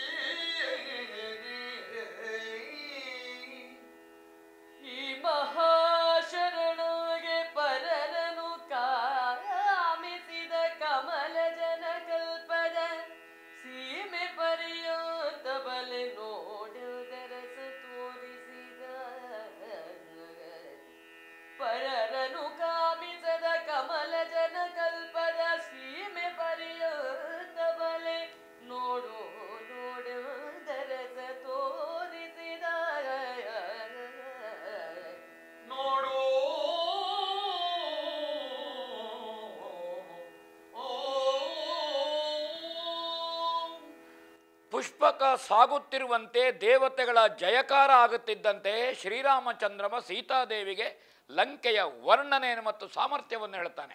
ಏನೇನಿದೆ ಲಂಕೆಯಲ್ಲಿ ಅಂತ ಹೇಳ್ತಾನೆ ಅವ. ಶಿವನ ಕೈಲಾಸ ಅದು ಮೇರು ಸದೃಶವಾದದ್ದು, ಅದಕ್ಕಿಂತ ಮೀರಿದ್ದು. ಅದು ಭೂಧರ, ಅದು ಪ್ರಪಂಚದ ಲಯವನ್ನು ಕಾಯ್ದುಕೊಳ್ಳುವಂತಹದ್ದು, ಲಯಾಧಿಕಾರಿ ಇರುವಂಥದ್ದು. ಅದಕ್ಕೆ 2ರಷ್ಟು ಕೌಶಲವನ್ನು ಪಡೆದಿದೆ ಇಲ್ಲಿಯ ಗಿರಿದುರ್ಗಗಳು. ಇದರಲ್ಲಿ ಮಯ ವಿಶ್ವಕರ್ಮರ ಏನು ಶಿಲ್ಪಿಗಳ ವಿಲಾಸ ಇದೆ, ಶಿಲ್ಪದ ವಿಲಾಸ ಇದೆ ಅದರಲ್ಲಿ. ಆ ಕಾರಣದಿಂದ ಇತರರಿಗೆ ಯಾರಿಗೂ ಲಭಿಸದೇ ಇದ್ದಂತಹ ಮಹಾದುರ್ಗ ಇದು. ಈ ಮಹಾದುರ್ಗ ಬ್ರಹ್ಮನ ಎಲ್ಲಿವರೆಗೆ ಈ ಯುಗ ಇದೆ, ಎಲ್ಲಿವರೆಗೆ ಈ ಕಲ್ಪ ಇದೆ, ಅಲ್ಲಿಯ ತನಕ ಇದಿವತ್ತು ಈ ಮಹಾಶಿವ ಭಕ್ತನಾದಂತಹ ವಿಭೀಷಣನಿಗೆ ಲಭಿಸಿದೆ. ಇದು ದೈವ ಸಂಘಟನೆ. ಇದು ರಾವಣನಿಗೆ ಸಿಕ್ಕಿದ್ದು ಹೌದು, ರಾವಣನು ಮಹಾಶಿವ ಭಕ್ತ, ಅವನಿಗೆ ಸಿಕ್ಕಿದೆ. ಈಗ ವಿಭೀಷಣನಿಗೆ ಬಂದಿದೆ. ಇದು ಕಲ್ಪಾಂತ್ಯದವರೆಗೆ ಇರುವಂತಹ ಸಂಗತಿ ಇದು. ಅಂತಹ ದುರ್ಗ ಇದು ಅಂತ ಹೇಳ್ತಾನೆ. ಕೋಟಿ ಚಂದ್ರರ ಏನು ಕಾಂತಿ ಏನುಂಟು, ಆ ಕಾಂತಿ ಮಂಡಲದ ಹಾಗೆ ನೋಡು 7 ಸುತ್ತಿನ ಕೋಟೆ ಇದೆ. ಇದು ಅಭೇದ್ಯವಾದದ್ದು, ಎಂಥವನಿಗೂ ಪ್ರವೇಶಿಸುವುದಕ್ಕೆ ಸಾಧ್ಯ ಇಲ್ಲ. ಅಂತಹ ಒಂದು ಸಂರಕ್ಷಣೆ ಇದು ಪ್ರಾಕೃತಿಕವಾಗಿದೆ. ಇಲ್ಲಿ ಸಮುದ್ರವನ್ನು ದಾಟದೆ ಬರಲಿಕ್ಕೆ ಸಾಧ್ಯ ಇಲ್ಲ ಇದು ಅಂತ ಹೇಳ್ತಾನೆ. ನಕ್ಷತ್ರ ಮತ್ತು ಗ್ರಹಗಳ ತೇಜಸ್ಸಿನಿಂದ ಹೊಳೆಯುವ ಮನೆಗಳ ಶೋಭೆಯನ್ನು, ಅರಮನೆಗಳು, ಒಂದೊಂದು ಸೌಧಗಳು ಯಾವ ರೀತಿ ಕಾಣ್ತಾ ಇದೆ ಅಂತ ನೋಡು. ಪೌರ್ಣಿಮೆಯ ಚಂದ್ರನ ಅರಮನೆಯ ಹಾಗೆ ಇದು ಥಳಥಳಿಸ್ತಾ ಇದೆ. ಆದರೆ ಒಂದು ದೋಷ ಹೇಳ್ತಾನಂತೆ ರಾಮ. ಅಶೋಕವನದಲ್ಲಿ ದುಃಖ ಇಲ್ಲ, ಆದರೆ ಅದು ಶೋಕಯುಕ್ತವಾಗಿದೆ. ಅಲ್ಲಿ ಸಂತೋಷ ಸಂಭ್ರಮ ಇಲ್ಲ. ಹೇಗೆ ಚಂದ್ರನಲ್ಲಿ ಕಲೆ ಇದೆ, ಅವ ಶಶಾಂಕ ಮೊಲದ ಆಕಾರದ ಕಪ್ಪು ಕಲೆ ಉಂಟಲ್ವ, ಹಾಗೆ ಹುಣ್ಣಿಮೆ ಚಂದ್ರನ ಮೈ ಮೇಲಿರುವ ಕಲೆಯಂತೆ ಇವತ್ತು ಅಶೋಕವನ ಇದ್ದ ಹಾಗೆ ಶೋಕತಪ್ತವಾಗಿದೆ ಅಂತ ರಾಮ ಸೀತೆಗೆ ಹೇಳ್ತಾನೆ. ಮುಂದೆ ಕೇಳೋಣ. ಅಗಲು ನೋಡಿ ಪೊಲಿಗೆ ಪೂರ್ವದ ಸಗರರಿಂದಾದುದಾದ ಅಬುದಿ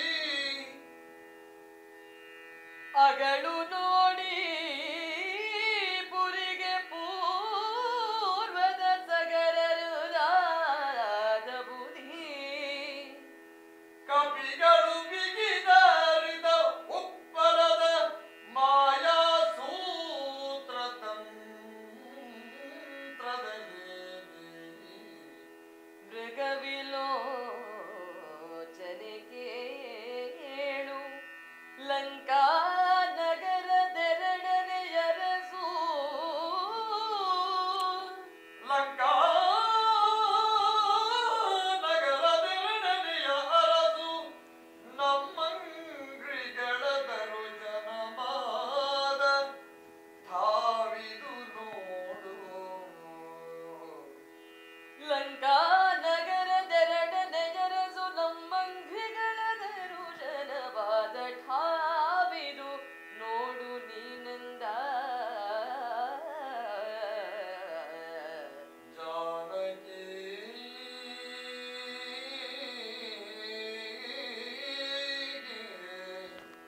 ನೋಡು. ಓ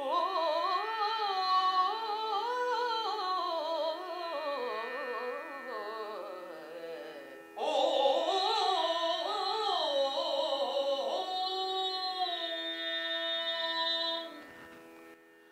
ಬಹಳ ಸೊಗಸಾಗಿ ರಸ ಪ್ರತಿಪಾದನೆ ಮಾಡಿದರು ಇಬ್ಬರು ಗಮಕಿಗಳು. ಬಹುಶಃ ವ್ಯಾಖ್ಯಾನ ಕಡಿಮೆ ಸಾಕು ಅಂತ ನನಗನ್ನಿಸ್ತದೆ.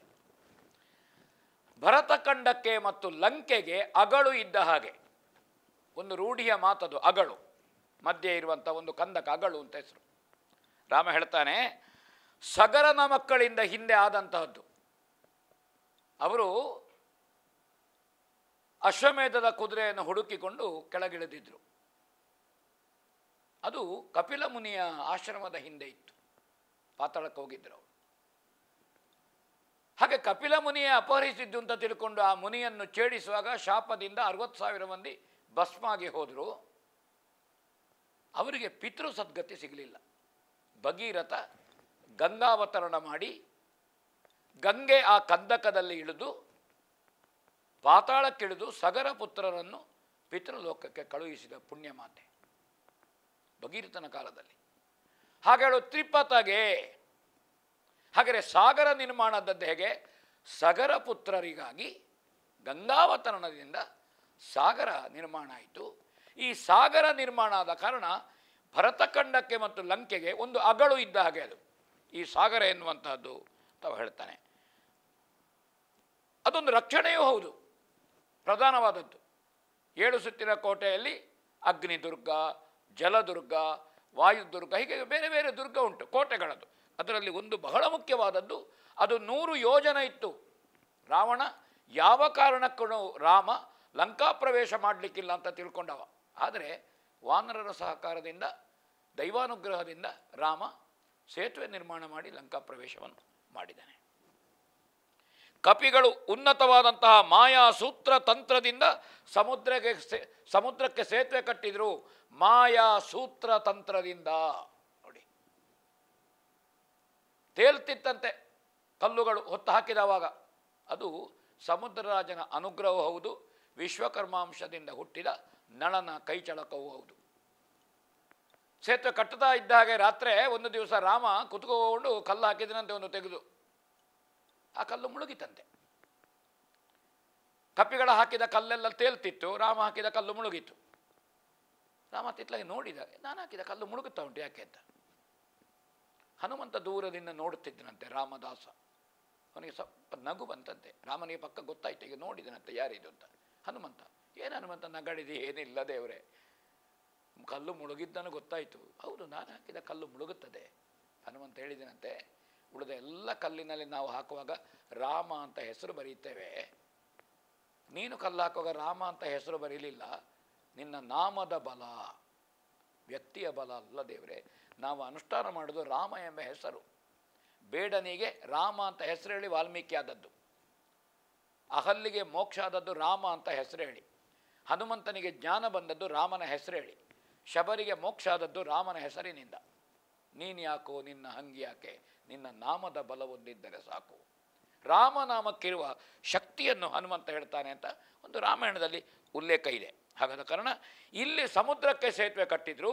ಲಂಕೆಯ 2ನೇ ರಾಜ ರಾವಣನ ತಮ್ಮ ವಿಭೀಷಣ 2ನೇ ರಾಜ. ಅವ ನನ್ನ ಪಾದ ದರ್ಶನ ಮಾಡಿದ್ದು, ಪ್ರಪತ್ತನಾದದ್ದು, ಶರಣಾದದ್ದು, ನಾನವನನ್ನು ಮಿತ್ರ ಅಂತ ಅಂಗೀಕರಿಸಿ ಸ್ವೀಕರಿಸಿಕೊಂಡದ್ದು ಇದೇ ಪ್ರದೇಶ ಸೀತಾ ಅಂತ ಬರ್ತಾ ಇದ್ದಾಗೆ ರಾಮ ಒಂದೊಂದು ಪ್ರದೇಶದ ಪರಿಚಯವನ್ನು ಮಾಡುತ್ತಾ ಬಂದನಂತೆ. ಕೇಳೋಣ.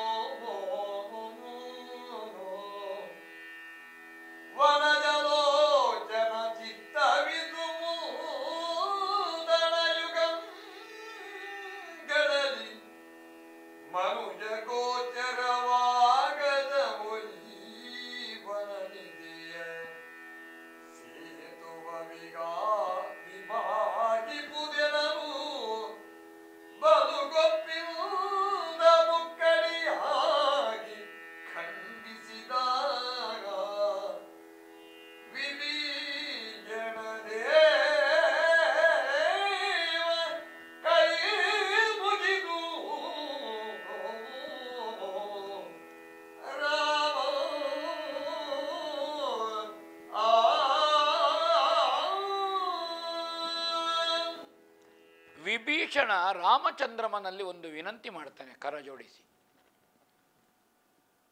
ಮುಂದಿನ ಕಾಲ, ಮುಂದಿನ ಯುಗಧರ್ಮ ಹೇಗಿರ್ತದೆ ಅಂತ ಗೊತ್ತಿಲ್ಲ. ಈಗ ರಾಮನ ರಾಜ್ಯ, ರಾಮನ ಆಡಳಿತ, ರಾಮನ ನಿರ್ದೇಶನ, ರಾಮನ ಶಾಸನ. ಆದರೆ ಕಾಲ ಉರುಳುತ್ತಿದ್ದ ಹಾಗೆ ದೇಶ, ಕಾಲ, ಪಾತ್ರಗಳು ವ್ಯತ್ಯಾಸವಾಗ್ತಾ ಹೋಗ್ತದೆ. ಈ ಸೇತುವೆ ಹೀಗೆ ಇದ್ದರೆ ಮುಂದೆ ಲಂಕೆಗೆ ದುರುಳರು ಬಂದರೆ, ದುಷ್ಟರು ಬಂದರೆ, ಈಗ ನಿನ್ನ ಅನುಗ್ರಹದಲ್ಲಿ ನಾವಿದ್ದೇವೆ, ದುಷ್ಟರ ವಧೆ ಆಯಿತು, ಕಾಲ ಹೇಳಲಿಕ್ಕೆ ಬರುವುದಿಲ್ಲ, ಕಾಲ ಕಠಿಣವಾದದ್ದು ಮುಂದೆ ಅಂತವ ಹೇಳ್ತಾನೆ.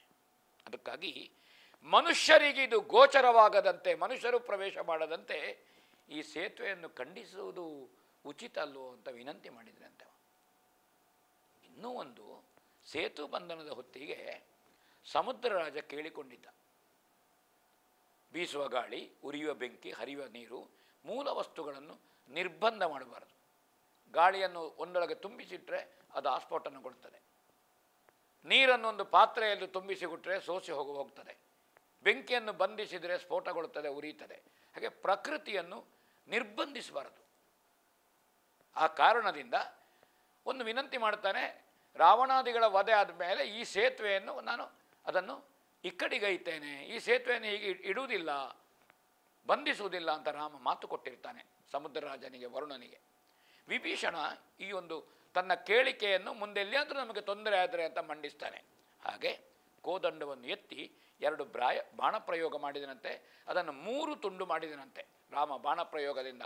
ಹಾಗಾದ ಕಾರಣ ಸೇತುವೆ ರಾಮ ಸೇತು ಅಂತ ಏನು ಅಭಿಮಾನದಿಂದ ಹೇಳಿದರು ಕಪಿಗಳು, ಧರಣಿದೇವಿಯ ಸೀಮಂತಮಣಿಯ ಹಾಗೆ ಯಾವುದು ಶೋಭಿಸುತ್ತಿತ್ತು ಆ ಸೇತುವೆಯನ್ನು ರಾಮ ಖಂಡಿಸಿದ, 3 ತುಂಡು ಮಾಡಿದ ಅಂತ ತೊರವೆಯಲ್ಲಿ ಹೇಳ್ತಾನೆ. ಈಗಲೂ ಅಲ್ಲಿ ಕುರುಹುಗಳಿದೆ, ಕುದುರುಗಳು, ರಾಮ ಸೇತುವೆ ಕಟ್ಟಿದ ಕುದುರುಗಳಿತ್ತು. ಅನೇಕ ಸಲ ಅಲ್ಲಿ ರಾಮ ಸೇತು ಆಗಿದೆ ಇಲ್ಲ ಜಿಜ್ಞಾಸೆಗಳನ್ನು, ಚರ್ಚೆಗಳನ್ನು ನಾವು ಪತ್ರಿಕೆಗಳಲ್ಲಿ ಕೇಳಿರಬಹುದು. ಆದರೆ ಅದು ತಿಳಿ ನೀರಿನಲ್ಲಿ ಕುದುರುಗಳಾಗಿ ಕಾಣುತ್ತಿರುವಂಥದ್ದು ರಾಮೇಶ್ವರಕ್ಕೆ ಹೋದವರಿಗೆ ಎಲ್ಲರಿಗೂ ಗೊತ್ತಾಗ್ತದೆ ಅಲ್ಲಿ. ಹಾಗೆ ಮುಂದೆ ಬಂದಂತೆ ಪುಷ್ಪಕ ವಿಮಾನ ಹಾರುತ್ತಾ ಮುಂದೆ ಹೋಯ್ದ, ಆಕಾಶ ದೀಪದಂತೆ ಅದು ಶೋಭಿಸಿತು ಅಂತ ಹೇಳ್ತಾರೆ ಇಲ್ಲಿ. ಗಗನದ ಸೊಡರ ಸೊಬಗಿನವಲ್ ಪುಷ್ಪಕ, ಆಕಾಶ ದೀಪ, ನಾವು ಗುಡು ದೀಪ ಅಂತ ಹೇಳ್ತೇವೆ ಅದನ್ನು ದೀಪಾವಳಿಯಲ್ಲಿ. ಆ ರೀತಿ ಆಕಾಶ ಮಾರ್ಗದಲ್ಲಿ ಸಾಗುತ್ತಿತ್ತಂತೆ. ಆ ಸಂದರ್ಭದಲ್ಲಿ ಜಟಾಯುವಿನ ಅಣ್ಣನಾದಂತಹ ಸಂಪಾತಿ, ಸೂರ್ಯ ಸಾರಥಿ ಅರುಣನ ಹಿರಿಯ ಮಗ ಆ ಸಂಪಾತಿ ಇದ್ದದ್ದು, ಅವನಿಗೆ ರೆಕ್ಕೆ ಮೂಡಿದ್ದು, ಕಪಿಗಳು ಸೀತಾನ್ವೇಷಣೆಗೆ ಬಂದಾಗ ಅವ ಲಂಕೆಯನ್ನು ತೋರಿಸಿದ್ದು, ಈ ಘಟನೆಯನ್ನು ಸೀತೆಗೆ ರಾಮ ಹೇಳ್ತಾನೆ. ಹೇಳಿ ಮುಂದೆ ಬಂದು ಏನನ್ನು ತೋರಿಸ್ತಾನೆ ಅಂತ ಕೇಳೋಣ. ಮುಂದೆ ನೋಡು ಸ್ವಯಂ ಪ್ರಭೆಯ ನಿಜ ಮಂದಿರದ ಮಾರ್ಗದ ಸರೋವರವು,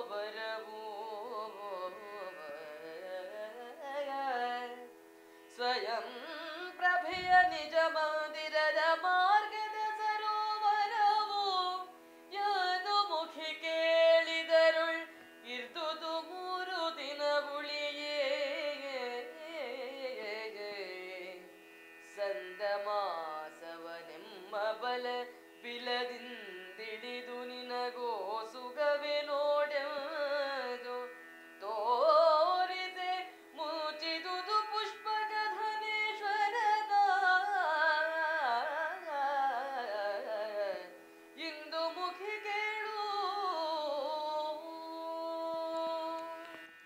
ಸೀತೆಗೆ ಕುತೂಹಲ ಇತ್ತು, ಯಾವ ರೀತಿ ರಾಮ ಲಂಕಾ ಪ್ರವೇಶ ಮಾಡಿದ, ಯಾವ ದಾರಿಯಲ್ಲಿ ಹೇಗೆ ಬಂದರು, ಕತೆ ಕೇಳುವಂತಹ ಕುತೂಹಲ.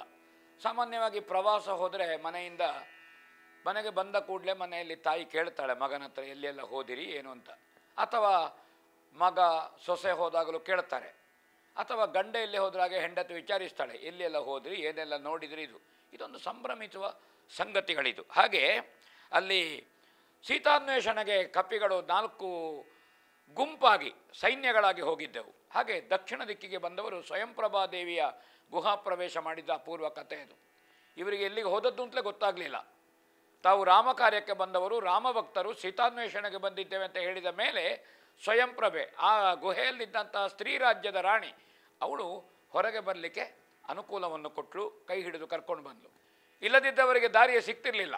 ಅದನ್ನು ರಾಮ ಹೇಳ್ತಾರೆ, ಇದು ಸ್ವಯಂಪ್ರಭಾ ದೇವಿಯ ಗುಹೆ, ಅಲ್ಲಿ ಅವರು ಬಂದಿದ್ದರು. ಆದರೆ ಆ ಗುಹೆಯಿಂದ ಹೊರಗೆ ಬಂದ ಮೇಲೆ ಸೀತಾನ್ವೇಷಣೆಗೆ 3 ದಿವಸ ಇದ್ದದ್ದು, 27 ದಿವಸ ಆಗಿತ್ತು.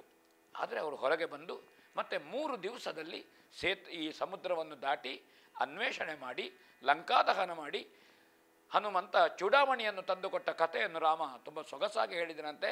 ರಾಮನ ಮುದ್ರೆಯುಂಗುರವನ್ನು ಕೊಟ್ಟಿದ್ದ ಹನುಮಂತ, ಚೂಡಾಮಣಿಯನ್ನು ತಂದುಕೊಟ್ಟಿದ್ದ.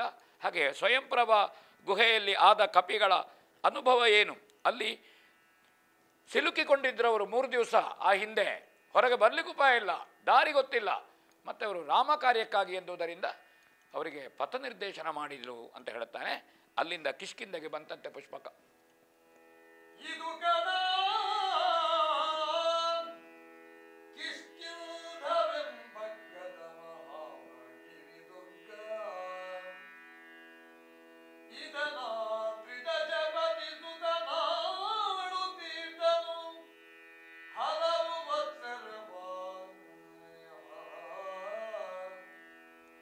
ಸುದತಿಯ ವಿಲಾಶೆಯಲಿ ವೈರವ ನಿದಿರುಗೊಂಡನು ತಮ್ಮನಲ್ಲಿ ಸೇರದೆ ಸಮೀಕದಲ್ಲಿದೆ ವಾತನನ ರಸ ಕೇಳುವ ಇದು ಗಣ ಕಿಷ್ಕಿಂಧವೆಂಬ ಗದಮಹಾಗಿರಿದುರ್ಗ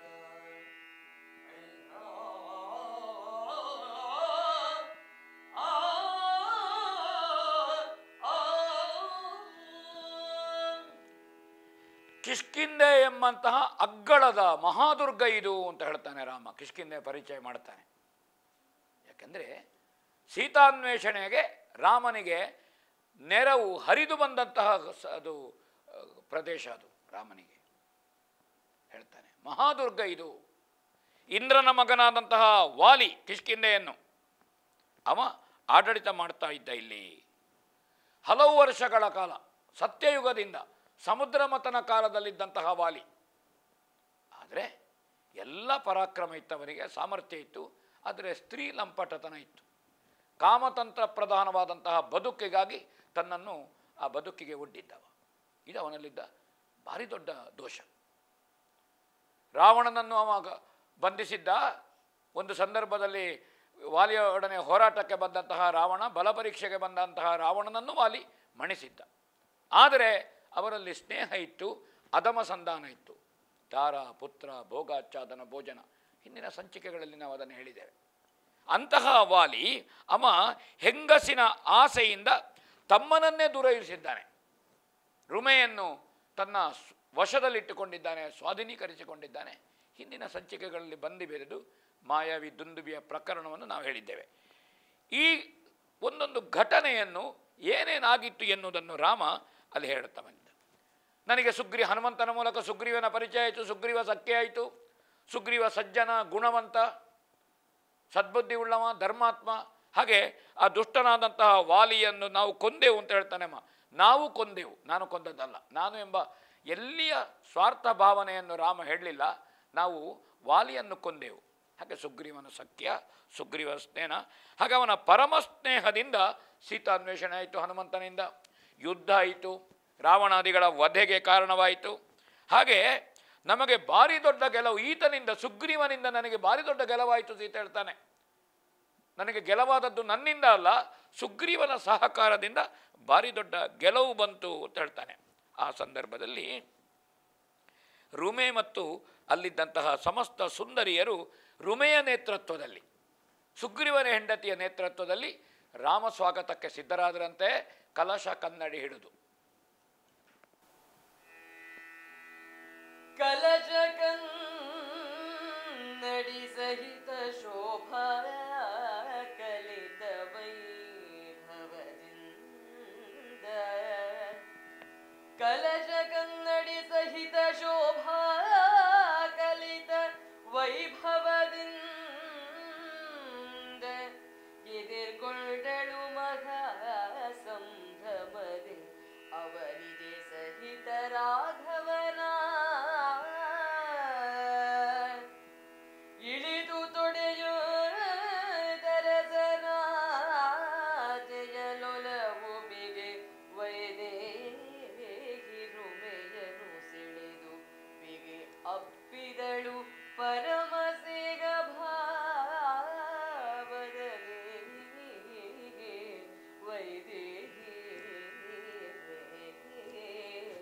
ಜಾನಕಿ. ಪೂರ್ಣ ಕುಂಭ ಸ್ವಾಗತ ಅಂತ ನಾವು ಹೇಳ್ತೇವೆ. ಅದು ದೇವರಿಗೆ, ಗುರುಗಳಿಗೆ ಅಥವಾ ಚಕ್ರವರ್ತಿಗಳಿಗೆ ದೇವತಾ ರಾಜೋಪಚಾರ. ಈ ಸಂಸ್ಕೃತಿ ಕಿಷ್ಕಿಂಧೆಯಲ್ಲಿತ್ತು. ನಾವು ಗಮನಿಸಬೇಕದು. ವಾನರ ಸಾಮ್ರಾಜ್ಯದಲ್ಲಿ ರುಮೆ ಮತ್ತು ತಾರೆ ಅಲ್ಲಿರುವಂತಹ ವಾನರ ಸ್ತ್ರೀಯರು ವಾನರಿಯರು ಸಂಭ್ರಮದಿಂದ ಶ್ರೀರಾಮಚಂದ್ರ ಸೀತಾ ಸಮೇತನಾಗಿ ಯಾರು ಬರ್ತಾರೋ ಅವರನ್ನು ಸ್ವಾಗತ ಮಾಡಿದರಂತೆ. ರಾಮನ ತೊಡೆಯಲ್ಲಿ ಕುಳಿತಂತಹ ಸೀತೆ ಇಳಿದು ಬಂದು ಅವಳು ಅತ್ಯಂತ ಪ್ರೀತಿ ಸ್ನೇಹದಿಂದ ಯಾವ ಧೀಮಂತಿಕೆ ಶ್ರೀಮಂತಿಕೆ ರಾಮನ ಹೆಂಡತಿ ಅಹಮಿಕೆ ಇಲ್ಲದೆ ರುಮೆಯನ್ನು ಬರಸೆಳೆದು ಬಿಗಿದಪ್ಪಿಕೊಂಡಂತೆ, ತಲೆಯನ್ನು ನೇವರಿಸಿದಂತೆ ಸೀತೆ ರುಮೆಯನ್ನು ನೋಡಿದ್ದು ಹೊಸ್ತು, ಪರಿಚಯ ಇಲ್ಲ. ತಾನು ಮಹಾರಾಣಿ, ಅಯೋಧ್ಯೆಯ ಸೊಸೆ, ರಾಮನ ಹೆಂಡತಿ, ಜನಕನ ಮಗಳು, ಇದು ಯಾವುದೂ ಇರಲಿಲ್ಲಂತೆ. ಅವಳು ರುಮೆಯನ್ನು ಆಲಿಂಗಿಸಿಕೊಂಡ್ಳು. ಹಾಗೆ ರಾವಣ ಅಪಹರಿಸಿಕೊಂಡು ಹೋಗುವಾಗ ಏನು ಒಂದು ಋಷ್ಯಮುಖದಲ್ಲಿ ಆಭರಣ ಸಿಕ್ಕಿತ್ತು, ಅದನ್ನು ತೋರಿಸಿದ್ದಾನೆ ಸುಗ್ರೀವ ರಾಮನಿಗೆ. ಈಗ ತೆಗೆದಿಡು ಅಂತ ಹೇಳಿದ್ದಾನೆ. ಸೀತೆಗೆ ಅದನ್ನು ಧರಿಸುವ ಯೋಗ ಇದ್ದರೆ ಮತ್ತೆ ನೀನು ಅದನ್ನು ಕೊಟ್ಟರೆ ಸಾಕು. ಸೀತಾನ್ವೇಷಣೆ ಆಗದಿದ್ದರೆ ನನಗೆ ಯಾಕೆ ಆಭರಣ, ಯಾರಿಗೆ ಹಾಕಿಕೊಡ್ಲಿಕ್ಕೆ ಅದಿರುವಂಥದ್ದು? ಲಕ್ಷ್ಮಣ ನೂಪುರವನ್ನು ಕಾಲ ಉಂಗುರವನ್ನು ಅವ ಗುರುತು ಹಚ್ಚಿದ ಹಾಗೆ ಆ ಆಭರಣವನ್ನು ರುಮೆ ಸೀತೆಗೆ ಕೊಟ್ಟು ಪಾದಕ್ಕೆ ಎರಗಿದ್ಲಂತೆ. ತಾರೆಯು ಬಂದು ನಮಸ್ಕಾರ ಮಾಡಿದ್ಲಂತೆ ಸೀತೆಯ ಬಂದು. ಹಾಗೆ ರುಮೆ ಮತ್ತು ತಾರೆ ಇವರಿಬ್ಬರನ್ನು ಗೌರವಿಸಿದ್ಲಂತೆ ಹರ್ಷದಿಂದ. ಸೀತೆ ಉಡುಗೊರೆಯನ್ನು ಕೊಟ್ಟು ಸತ್ಕರಿಸಿದ್ಲಂತೆ. ತಾನು ಅಯೋಧ್ಯೆಯ ಮಹಾರಾಣಿ ಸೀತೆ ಆಗಲಿಕ್ಕಿದ್ದಾಳೆ ಅವಳು, ಹಾಗೆ ಗೌರವಿಸಿದ್ಲಂತೆ. ಹಾಗೆ ರಾಜಧಾನಿಗೆ ದಯ ಮಾಡಬೇಕು ಅಂತ ವಿನಂತಿ ಮಾಡಿದರಂತೆ. ಕೇಳೋಣ. ಪುರಗೆ ವಿಜಯವು ಗೈದು ನಮ್ಮಿಬ್ಬರ ಕೃತಾರ್ಥರ ಮಾಡಿ ಭೃತ್ಯರ ಪರಮ ಪೂಜೆಯನ್ನು ಕರಿಸಿ ನೀವು ನಾಡಿನುದಯದಲ್ಲಿ ತೆರಳುವುದು ಬಳಿಕೆಂದು ರವಿಸುತ್ತ ಕರಯುಗಂಗಳ ಮುಗಿಗರ ನೃಪದರ ಗದಿತ ವದನದಲ್ಲಿ ನುಡಿದನು ಭಾನುತನುಜಂಗೆ ಪುರಗೆ ವಿಜಯಂ ಗೈದು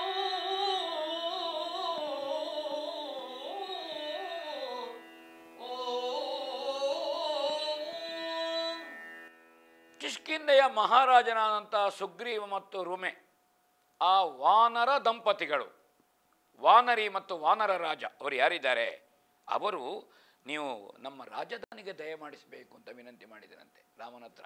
ನೀನು ಬರಬೇಕು, ನಮ್ಮಿಬ್ಬರನ್ನು ಕೃತಾರ್ಥರನ್ನಾಗಿಸಬೇಕು, ನಿಮ್ಮ ಭರ್ತ್ಯರು ನಾವು, ನಮ್ಮ ಪರಮ ಪೂಜೆಯನ್ನು ನೀನು ಸ್ವೀಕರಿಸಬೇಕು ಅಂತ ಅವರು ಕೇಳ್ತಾರೆ, ವಿನಂತಿ ಮಾಡ್ತಾಳೆ.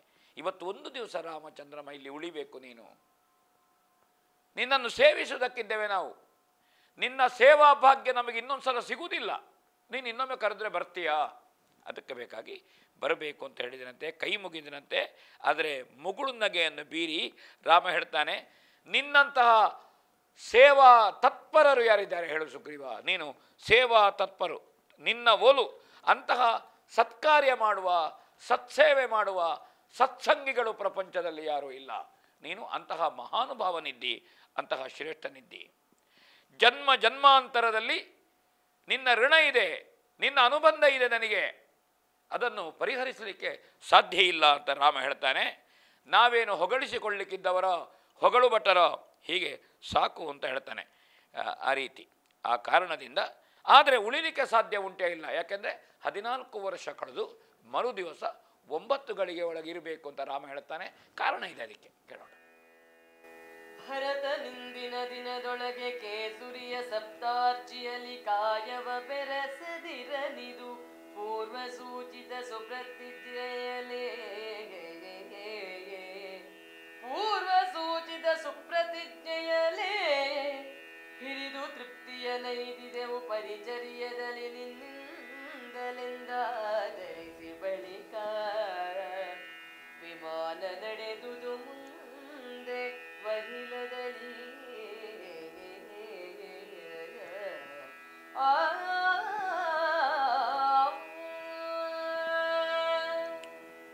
ತೊರವೆ ಅಪೂರ್ವ ಕವಿ ಅಂತ ನಾನು ಯಾವಾಗಲೂ ಹೇಳಿದ್ದೇನೆ. ಕುಮಾರವ್ಯಾಸ, ತೊರವೆಯರು ತಮ್ಮ ಸಾಹಿತ್ಯದಲ್ಲಿ ಮತ್ತು ಶೈಲಿಯಿಂದ ಗೊತ್ತಾಗ್ತದೆ. ಕಾವ್ಯಶ್ರೀಯವರ ಅದನ್ನು ಚುರುಕಿನಲ್ಲಿ ಹೇಳಿದರು. ರಾಮನ ಅವಸರ ಅಲ್ಲಿ ಆತಿಥ್ಯವನ್ನು ತೆಕ್ಕೊಳ್ಳಿಕ್ಕೆ ಅವಕಾಶ ಇಲ್ಲ, ನನಗೆ ಅವಸರ ಇದೆ ಹೊರಡಲಿಕ್ಕೆ ಎನ್ನುವುದನ್ನು ನಿರೂಪಿಸಿದ ಭರತನಿಂದ ನಾನು ಆಜ್ಞಾಪ್ತನಾಗಿ ಬಂದವ ಇಲ್ಲಿಗೆ. ನನಗೊಂದು ಭರತನ ಜೊತೆಗೊಂದು ಹೊಂದಾಣಿಕೆ ಉಂಟಿಲ್ಲಿ. ಏನು ಹೊಂದಾಣಿಕೆ ಉಂಟು ಅಂದರೆ, 14 ವರ್ಷ ಕಳೆದು ಆ ದಿವಸ ನಾನು ಹೋಗದೇ ಇದ್ದರೆ, 9 ಗಳಿಗೊಳಗೆ ತಲುಪದೇ ಇದ್ದರೆ, ಅವನು ಕೆಂಪಾದ ಅಗ್ನಿಯ ಉರಿಗೆ ದೇಹವನ್ನು ಸಮರ್ಪಿಸ್ತಾನೆ. ಅವ ಪ್ರತಿಜ್ಞಾಬದ್ಧನಿದ್ದಾನೆ. ಅವನು ಉಳಿಸಿಕೊಳ್ಳುವಂತಹ ಕರ್ತವ್ಯ ಉಂಟು ನನಗೆ. ಅವನಿಗೆ ಎಂದೋ ಮಾತು ಕೊಟ್ಟಿದ್ದೇನೆ, 14 ವರ್ಷದ ಹಿಂದೆ ನಾನು ಮಾತು ಕೊಟ್ಟಿದ್ದೇನೆ. ಆ ಕಾರಣದಿಂದ ನಿಮ್ಮ ಸೇವೆ ನನಗೆ ಅತ್ಯಂತ ತೃಪ್ತಿಯಾಯಿತು, ನನಗೆ ಪೂರ್ಣ ಆಯಿತು, ಸಂತೋಷ ಆಯಿತು ಅಂತ ರಾಮ ಹೇಳ್ತಾನೆ. ಸುಗ್ರೀವನನ್ನು ಪ್ರೀತಿಯಿಂದ ಗೌರವಿಸಿದನಂತೆ. ಪುಷ್ಪಕ ವಿಮಾನ ವೇಗದಿಂದ ಹೊರಟಿತಂತೆ, ಅಲ್ಲಿಂದ ಮುಂದೆ ಹೋಯಿತಂತೆ. ಹಾಗೆ ಪ್ರಯಾಣ ಮತ್ತು ಮುಂದೆ ಹೋಗ್ತಾ ಉಂಟು. ಆದರೆ ಸೀತೆಗೆ ಮತ್ತೆ ರಾಮ ತೋರಿಸ್ತಾನೆ. ಸೀತೆ ನೋಡಿ ಶೈಲವಿದು ರವಿಸೂತ ತನುಜ ಜಟಾಯುವಿದ್ದ ನಿಕೀತನ ತರವಿದು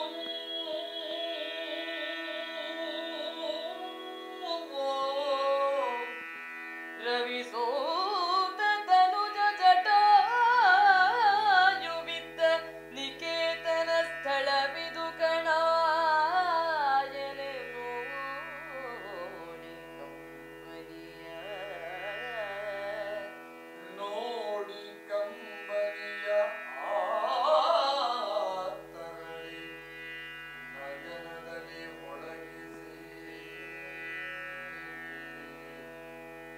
ಕಂಬನಿಯ ನಯನದಲ್ಲಿ ಹೊಳಕಿಸಿ ಮಾತನರ ಸಂಗದಳ್ ಅಮರ ವಿಘಾತನಲ್ಲಿ ನೊಂದದರ ಮೇಲೆ ನಾಯ್ತು ಖಗಪತಿಗೆ ಆಮೇಲಿನಾಯ್ತು. ಸೀತೆ ನೋಡು ಈ ಶೈಲವಿದು ಜಟಾಯುವಿದ್ದ ನಿಕೇತನ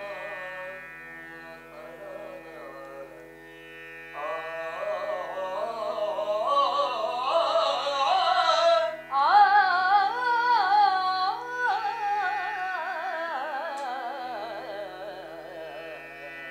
ಜಾನಕಿ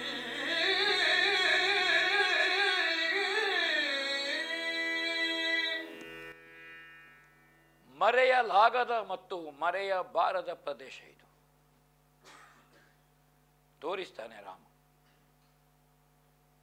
ಸೀತೆಗೆ ಬೇಕಾಗಿ ಹೋರಾಡಿದ, ಪ್ರಾಣಾರ್ಪಣೆ ಮಾಡಿದಂತಹ ಜಟಾಯು, ಅದನ್ನು ರಾಮ ಇಲ್ಲಿ ಹೇಳುತ್ತಾನೆ. ಅರುಣನ ಮಗ ಜಟಾಯು ಇದ್ದಂತಹ ಸ್ಥಳ ಇದು. ಸೂರ್ಯ ಸಾರಥಿಯಾದಂತಹ ಅರುಣ, ವಿನತೆಯ ಮಕ್ಕಳು ಅರುಣ ಮತ್ತು ಗರುಡ. ಅವಳು ಅವಸರದಲ್ಲಿ ಒಂದು ತತ್ತಿಯನ್ನು ಒಡೀತಾಳೆ, ಅವ ವಿಕಲಾಂಗನಾಗ್ತಾನೆ. ಬ್ರಹ್ಮನ ನಿರ್ದೇಶನದಲ್ಲಿ ಸೂರ್ಯ ಸಾರಥಿ ಆಗ್ತಾನೆ ಅರುಣನ ಮಗ ಜಟಾಯು ಮತ್ತು ಸಂಪಾತಿ. ಸಂಪಾತಿ ಹಿರಿಯ. ನಾವಾಗ ಸಂಪಾತಿಯನ್ನು ನೋಡಿದೆವು ಬರುವಾಗ, ದಕ್ಷಿಣ ತೆಂಕಣ ಸಮುದ್ರದ ಬುಡದಲ್ಲಿ. ಇಲ್ಲಿ ದಶರಥನಿಗೆ ಪರಮ ಸ್ನೇಹಿತನಾದಂತಹ ಜಟಾಯು ಪಂಚವಟಿಗೆ ರಾಮಲಕ್ಷ್ಮಣ ಸೀತೆಯರು ಬರುವಾಗ ನಿಮ್ಮ ರಕ್ಷಣೆಗೆ ನಾನಿದ್ದೇನೆ ಅಂತ ಹೇಳಿ ಪರಿಚಯಿಸಿಕೊಂಡವ. ರಾವಣ ಅಪಹರಿಸಿಕೊಂಡು ಹೋಗುವ ಕಾಲಕ್ಕೆ ಸೀತೆಯ ದುಃಖ ಕೇಳಿ ತಡೆದವ ರಾವಣನನ್ನು ಗೆಲ್ಲುವ ಜಟಾಯು, ಅಂತಹ ಸಾಮರ್ಥ್ಯದ ಜಟಾಯು. ಆದರೆ ರಾವಣನ ಮೋಸಕ್ಕೆ ಬಲಿಯಾದ. ತಮ್ಮ ಜೀವದ ಗುಟ್ಟನ್ನು ತಿಳಿದು, ಮರ್ಮವನ್ನು ತಿಳಿದು ಯುದ್ಧ ಮಾಡುವ ಅಂತ ಹೇಳಿ ರಾವಣ ಸುಳ್ಳು ಹೇಳಿದ. ತನ್ನ ಉಂಗುಷ್ಟದಲ್ಲಿದ್ದೆ ಜಟಾಯು ಸತ್ಯಸಂಧ.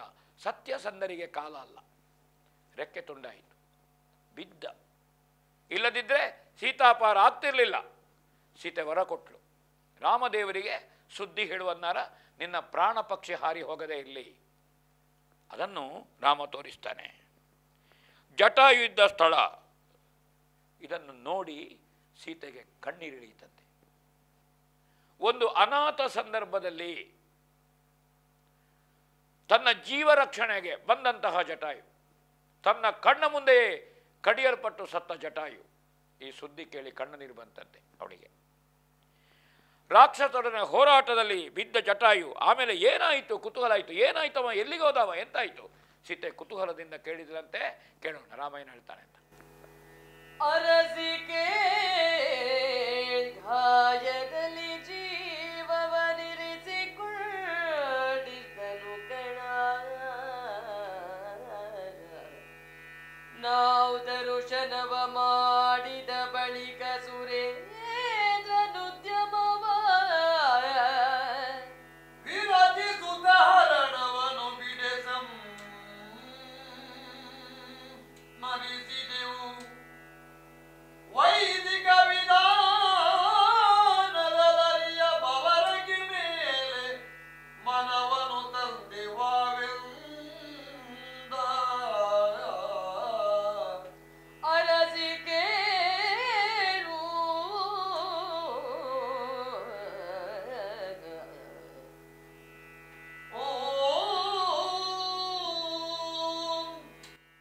ಸೀತೆಗೆ ಹೇಳ್ತಾನೆ ರಾಮಚಂದ್ರಮ, ಗಾಯಗೊಂಡು ಪ್ರಾಣೋತ್ಕ್ರಮಣ ಸ್ಥಿತಿಯಲ್ಲಿ ವಿಲವಿಲನೆ ಒದ್ದಾಡುತ್ತಿದ್ದ ಜಟಾಯುವಿನ ದರ್ಶನ ನಮಗಾಯಿತು.